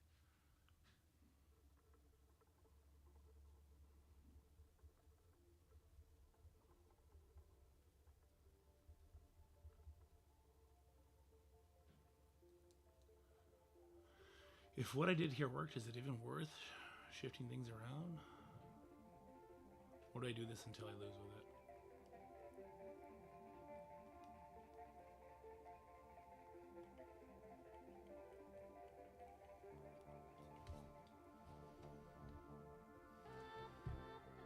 I won by a pretty healthy margin today, too. I'm not sure if I should bother switching things around just yet.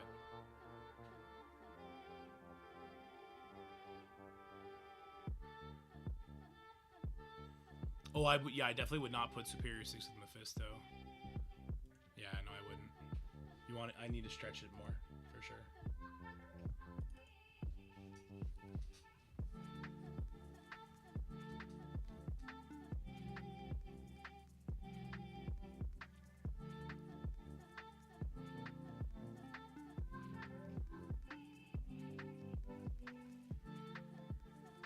No, I use my sus on the Zubi counter. If you take out Odin, Infinity Watch can one-shot. As awful a thing as that is to say out loud, Infinity Watch can 100% one-shot a pre-taunt Illuminati no Odin team. Even if it's Black Knight. So I assume Astral can get it done too. Maybe Astral Dorm subbing out Strange? I don't know. No, it doesn't only work in 3. It works everywhere. In fact, it would work better in 2.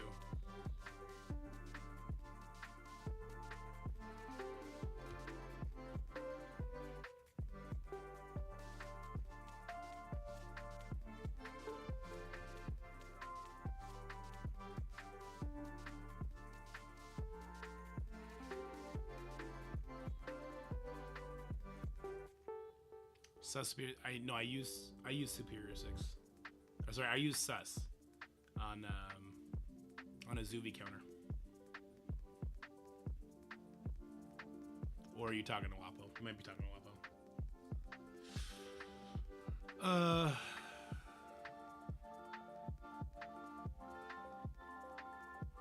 Pulling Mephisto. Pulling Mephisto. Pulling Mephisto.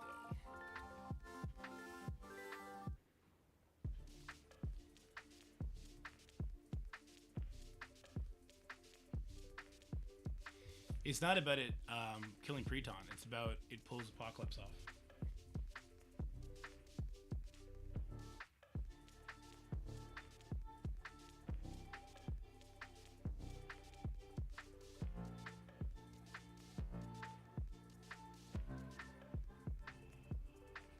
How did Dacier beat me last week? Bad RNG. Oh, he watched what I was doing with my setup. Then he moved his rooms around. And then the Zuvi special did not work. Horrendously, it did not work. Well, no, we still two-shot it. The Odin Illuminati, he killed my Captain Britain. Which never, ever, ever fucking works for me. It works for every single one of my enemies. Always. And so, I think he two-shot that one. And then I dropped 2 fights because I was tilted after that. But that was essentially it. The Zuvi special didn't work because I didn't move mine. Even though I said, like, a week ago I should have. And then the Captain Britain kill. Fucking horrible, dude.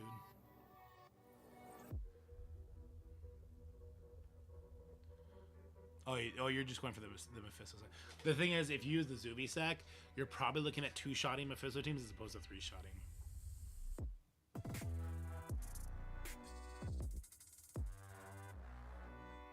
That's just part of the game, though.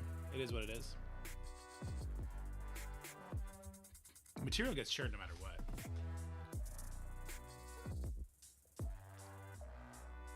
I'm really, really considering moving my Illuminati team.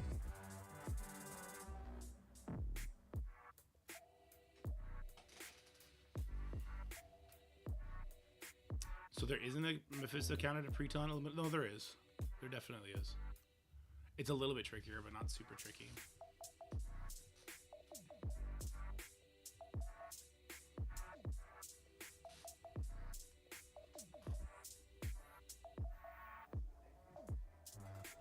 Moving Thanos endgame away from Gladiator? Oh yeah, especially outside of stage 1. You don't want your endgame Thanos anywhere near that. You can just die.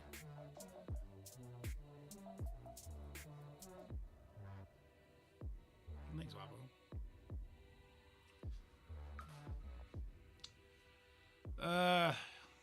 Do I pull Mephisto off? And do I move my Odin Illuminati? That's my big question right now. That's what I'm struggling over. Move... Oh, Zuvi's a player, yeah. He's normally in here. I think he's probably busy right now. Move Mephisto. Take Homie off. Everyone else has any bids? Oh no, sassy.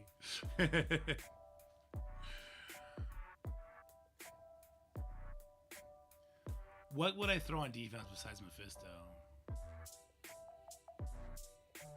Because taking Mephisto doesn't give you a new team. It just puts him on a different team that already does its thing. So you do lose an offensive team. That's true, Kevin. That's very true.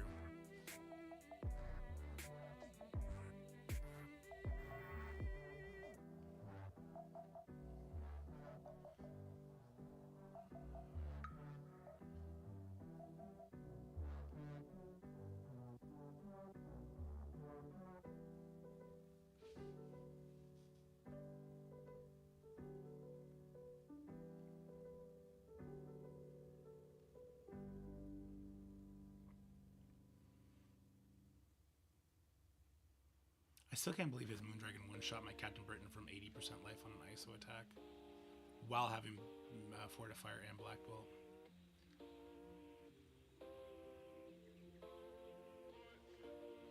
You're going to lose efficiency if you don't at least two-shot the Mephisto roam because the defenses are so bad. Exactly, true. Well, no, I need to do it. Like, the next Crucible starts in 2 hours, so I would need to do it now.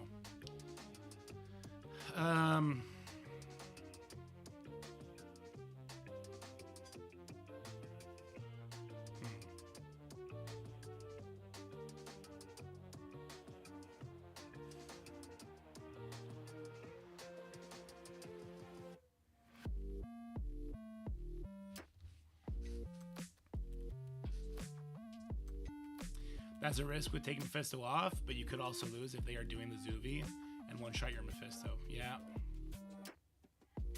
Yep.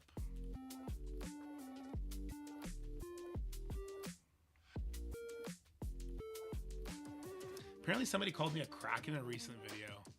I thought it was funny, because I haven't spent much money at all. They're like, Dorky's Kraken takes don't count? I was like, what the fuck? I haven't spent money at all. My 3 Diamond Kahori is just from cores. I cored her entire orb. The entire time. It's up for a month. If you pick a character, you're in top 10, you could actually max out a character like every 4th or 5th, maybe?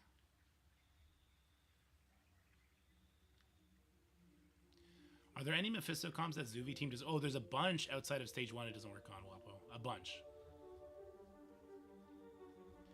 And Wailed Out Medusas can cause it problems in stage 1, yeah. Yeah, because she goes very quickly and she'll kill Gladiator very quickly. The one today didn't kill me.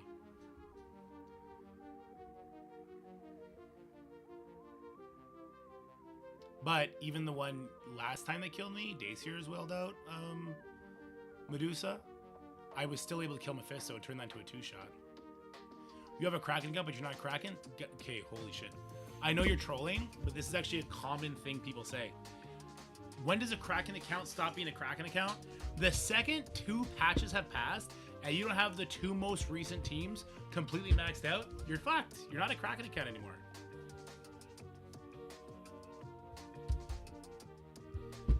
You can and will win 2-second it because no one is 2-shotting Odin. It's a 1 or 3 shot, no in between. That's not true, Ben. If you if homie today had his Superior 6 on offense, because he one-shot my Captain Britain, he could have 2-shot my Odin Illuminati easily. Which is why I'm thinking about moving Odin Illuminati out of stage 2. So you can't cheese the offense up to Moondragon with Phi Level. You have to bring in what's his face?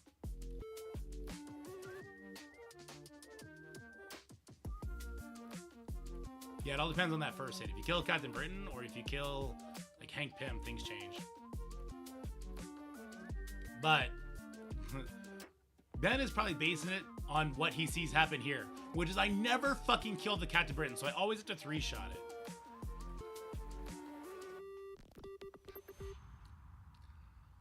So the question becomes, move that out. I think so. I think I gotta make my decision quickly because I'm clawing at my fucking leg, which I always do when I get anxiety. So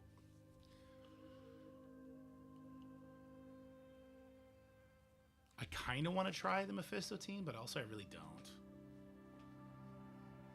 Ban your opponents, so just ban everybody. Ban everybody in the top 100. They can still see the stream though. I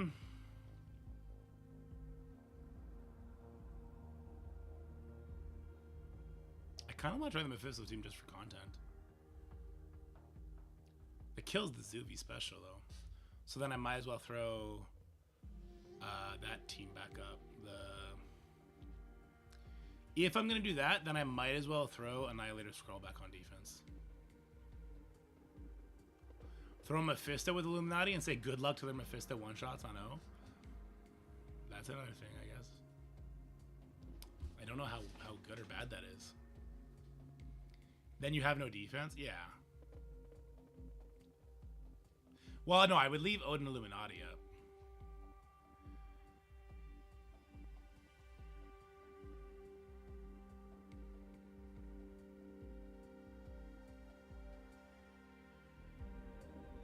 So it would then come down to how they perform on Odin Illuminati.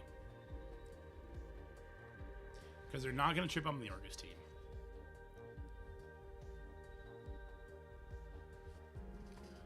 Oh, well, you'd have Odin then, Zoe, right? Yeah. You pick one or the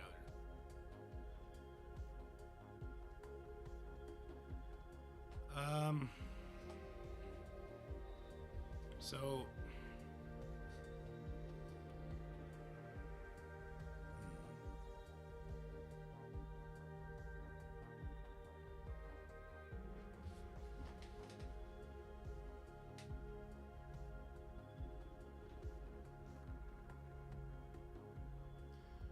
Right now, this Kahori team is asking for somebody to accidentally bring a controller in here, right?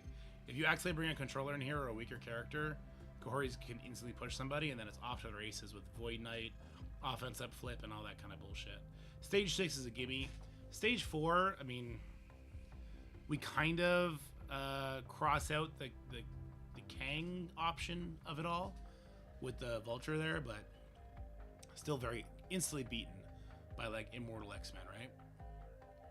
So they would Immortal 4 and then just not use a controller on 5 and go from there. Somebody might be watching who's going to be facing me next round. I should not be talking anymore. And then it comes down to 2 and 3. So the question is, if my opponent also has Odin and Mephisto on defense, how can I best make it so that I'm not taking 4 losses? The Zuvi special normally... I'm not going to say normally. I'm going to say semi-reliably can get me from 4 losses to 3 losses, possibly to 2 if I'm lucky.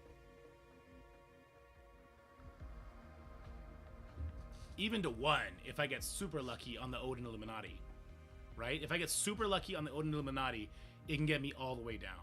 Isn't that what happened today? Didn't I? No, I ended up 3-shotting it because I did a safety burn attack. Yeah, I did a safety burn attack first to get exhaust up there. So the Zuvi special could technically get me down to 1 burn attack if I get a phenomenal initial burn on Odin Illuminati and I can clean it up with 1 shot after that. Potentially. If I pull the Mephisto off, and that relies on the Apocalypse, then now I'm more looking at minimum 2 burn attacks. Because I don't feel comfortable trying the Zuvi special without Apocalypse. I just don't think it works. Yeah, I just don't think it works without Apocalypse there.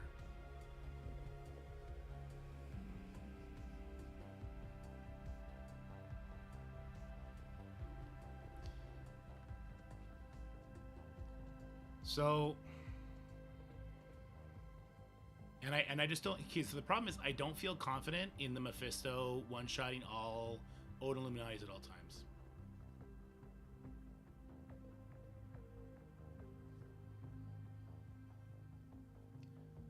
So I think I just keep relying on the Zuvi special. But I do think I move my Illuminati Odin. Because I'm super duper tired of seeing it get the Captain Britain dead. Or maybe... You know what? I can put Weaver here. Sure. Whatever. We'll put Weaver here. We're going to lose Weaver. I will immediately regret doing this in my next matchup, but I'll do it anyway. Because I feel like we do have a lot of offense. I'll put her here. I feel like I'm going to immediately regret this. Yeah. Fairly certain I'll immediately regret this, but whatever. I need my Dorm. I'm keeping my Dorm for offense. This will stop the Illuminati from killing Captain Britain, which will guarantee 2 taps. Or 3 taps. Okay. And then I'll keep rolling the dice with the Zuvi special, because it's worked thus far. I'll keep my Black Knight. So I got rid of Weaver, but I got my Black Knight back. That sounds like a pretty good trade. I don't think Black Knight with the Superior 6 changed anything. Yeah, okay, we'll leave it like that. See if we can win again. See if we can get top 50 before the season ends. Where am I now? Oh, I'm 58. I can maybe get top 50 again. We have what? 2 more, and then next week as well. So I have 5 more matches. If I win all 5, let's say you just get 15 per, so that's 75. I'm gonna put it up to like 210, 10. Sorry, 2110. There you go. If I win all 5, we're going back up to top 10 to finish it off in hilarious fashion. Let ourselves drop out of top 100 and propel ourselves back in. It's never going to happen, but it would be hilarious. All right, with that said and done, let me finish getting this Liberty video prepped. What is this one? No, is this one? Okay, let's make a thumbnail for it. I do have the Liberty kits, actually. Let me pull those up. Not the kits, sorry, the Liberty artwork. So let me go save those.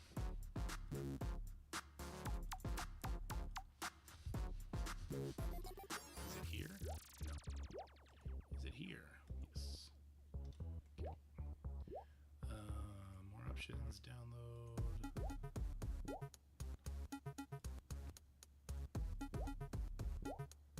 See how cool these guys look. That is the most important thing in a Marvel game, after all.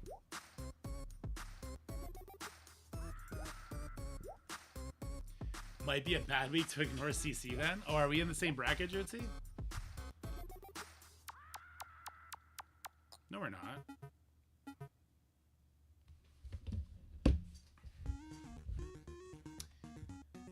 Or are you just referring to it being the end of the season?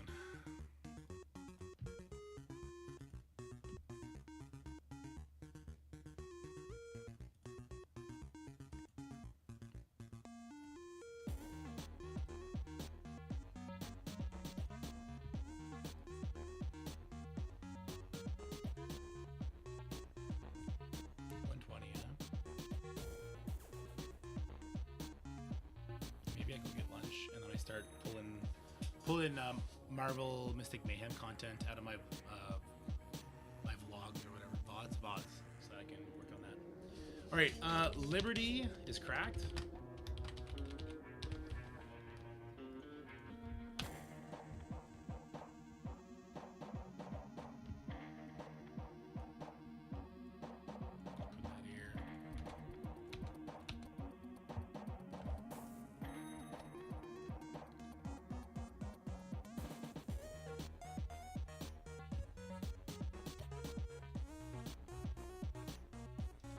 I don't like the way Patriot looks. Let's Peggy Carter look. She looks pretty cool. Her artwork is sick. Real life stuff has been keeping busy. Either playing be busy. Either Doolin plays for me, or it's a goose egg week.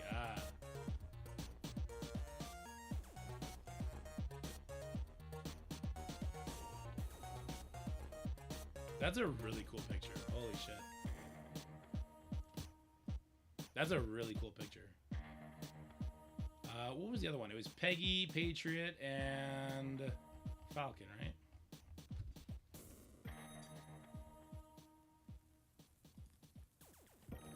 Let me see. View extra large.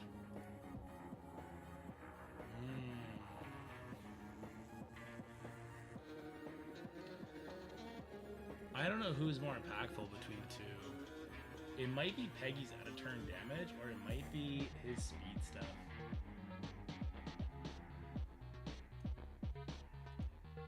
I know she looks cooler on a thumbnail than he does.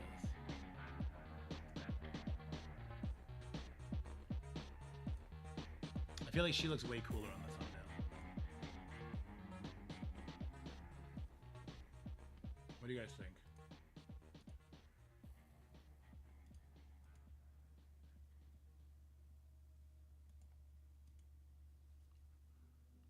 They look pretty good outside of war. I'm going to put them on the same tier as Night Stalkers outside of their game mode. Yeah, I think that's safe. And it really depends on the stats. If they get equivalent stats to like... If they get like, if someone on their team has the same stats as like Blade and Nimrod have, the team's gonna be nutso. If they have better stats than them, ooh, because their modifiers are not small by any stretch of the imagination.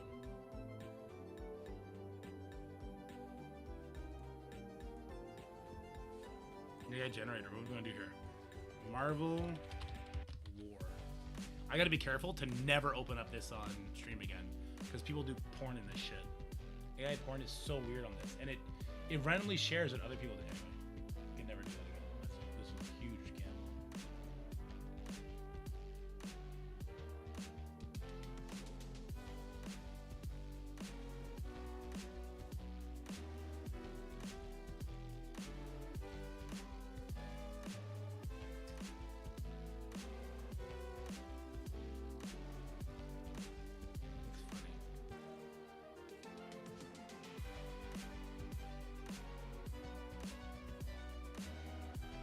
This one's hilarious.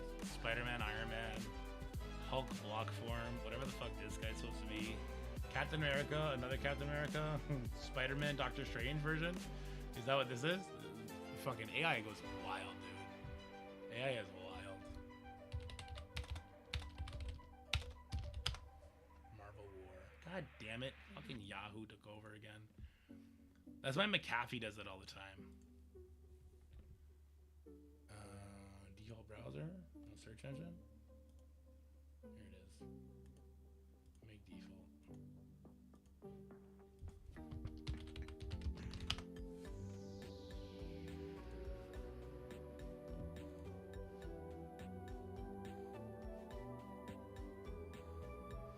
And there he is. It's really cool.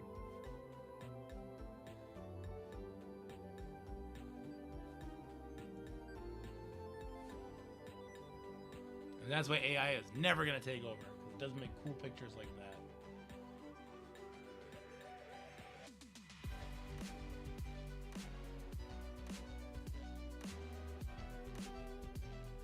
That's from some game, I guess. Marvel Super Bowl.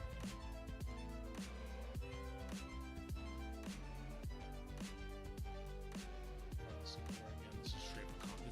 This was such a fire comic series, dude. Civil War went hard. This is great because that's Mr. Marvel Classic on it, Hercules on it, it's got Patriot on it, Captain America back there. Nobody else. I see that. Is this supposed to be Falcon? This might be Falcon. OG Falcon? I think he had a mask like there, right?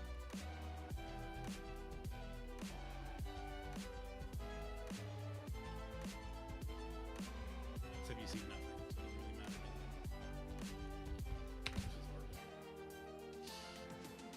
If she's gonna take up everything, it could just be whatever, I guess.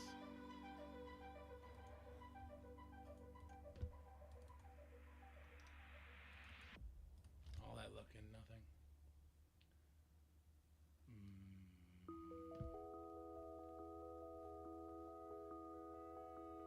What would be good here?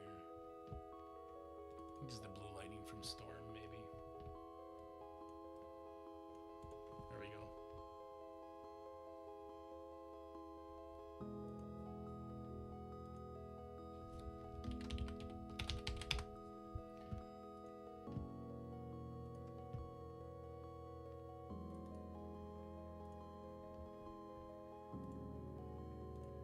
Whoops, oh my god, I have the reverse. I gotta go fix the other video. Somebody remind me.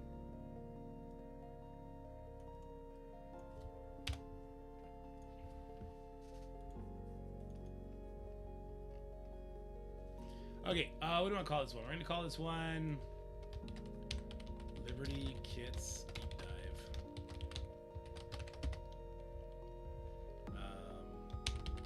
Insane war team, but much more.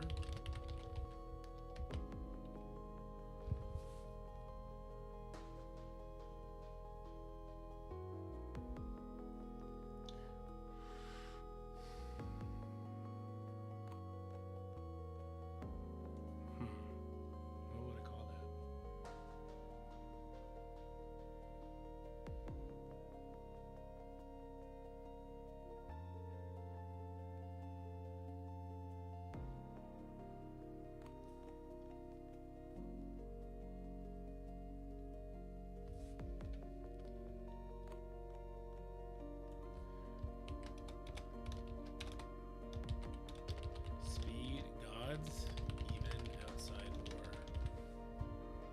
Does it get speed up on any turn?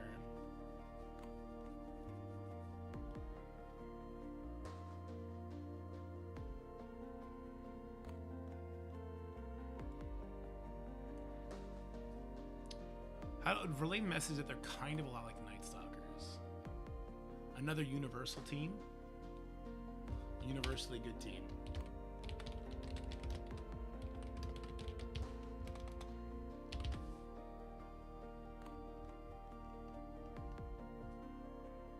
Sure. I think I'm good with that. Universally good team. That makes sense. Alright, let me throw the monetization up on this.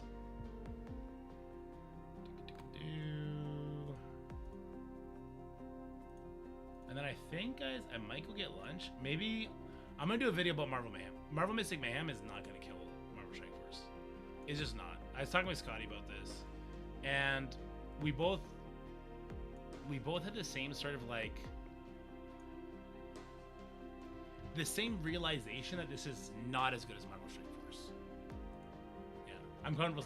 Marvel Mystic Mayhem is not as good as Marvel Strike Force in many different ways. Now it's almost not even a fair comparison, because Marvel Strike Force has 7 years of growth behind it, even if you can say some of it is more of a decay feature recently.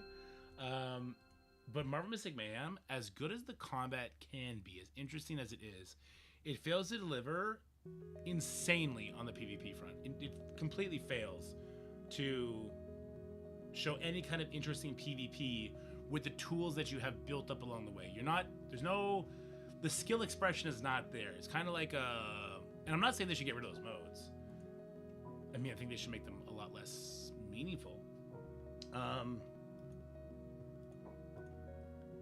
Yeah, I don't know. I like the balance feature, the balance like nature of that, but I think that they need to allow players to use what they build for PvP. Because if you don't, and I'm just building it for PvE reasons, I mean, there is like a little bit of competitiveness in like the certain boss modes that you get to express your character builds over, but besides that, it's just like farming PvE stuff. And the places where you farm, the gameplay is static. Like I was saying earlier, like there's the one game mode where it's like kill 40 of these things within a minute. Okay, cool. And that's for difficulties 1 and 2 and 3 and 4 and 5 and 6 and 7. It's the same thing. So like the places where you farm the different pieces of progression material, it's all the same shit. Anyway, I'd argue MSF fails miserably on PvE or Mystic fails on PvP. MSF failing on PvE at the end game. Would you say that's a more fair statement? Because before the mid game, you're climbing through dark dimensions. You are doing the various different kinds of raids. You're doing legendary unlock events and stuff like that. The PvE in Marvel Mystic Mayhem, the potential is gigantic, right? That's why I really do like the game. That's why I definitely want to cover it. The potential is gigantic. But they really dropped the ball on not having different gameplay mechanics because they have so much to pull from with that sort of gameplay, with what they already have established from things like different boss encounters and obstacles, and God, there's so much that they can pull from, like map design, stuff like that, and placement of where your characters can actually spawn in, placement of the enemy, like just off the top of my head, just bring off the top of my head, that the one thing I keep going back to, the gold mission where it's like kill 40 things within a minute. What if they segmented off sections? So instead of it just being one big field where you throw 3 people in the same exact start point over and over and over again, and you just try and get them over to be in the middle so they can hit everything, what if they segment it off? Zoom the map out a little bit, have the map be bigger, have it be sectioned off into 3, so 1 for each character, or have it sectioned off to 2, so you can put 2 in one section and 1 character in the other. And just a little thing like that can make it a little bit more skill expression in it, I think would go an extremely long way. And they should do that for everything, for the ruin raids, for everything. Increase the gameplay to match the difficulty. Now, what I love about the game, and I'm interested in what you guys feel about this, the energy cost to do difficulty 1 is the same as the energy cost to do difficulty 7. It costs 30 globes. You start with 240. It costs 30 to do difficulty 1 or to do difficulty 7. So once you once you've climbed through the difficulties, you basically always want to do the harder difficulty for more gold, more training materials. When the rune raid stuff, I think you still want to do the higher difficulty because you can convert things down. I really wish I thought it ended on Tuesday. I thought I had time to go through the menus and do all this in a much better way. It's gonna be a pain in the ass to try and pull together footage. Yeah. But I see the potential in Marvel Mystic Mayhem, even with the gacha system for characters. I love their progression. I love how linear their progression paths were. I just don't want the gameplay to be linear, if that makes any sense.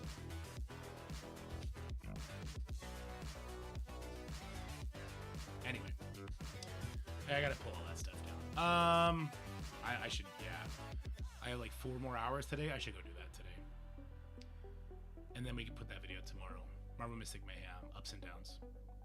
That's what I'm gonna do, guys. That's gonna be boring stuff. I'm sure somebody is gonna be streaming something a lot more interesting right now.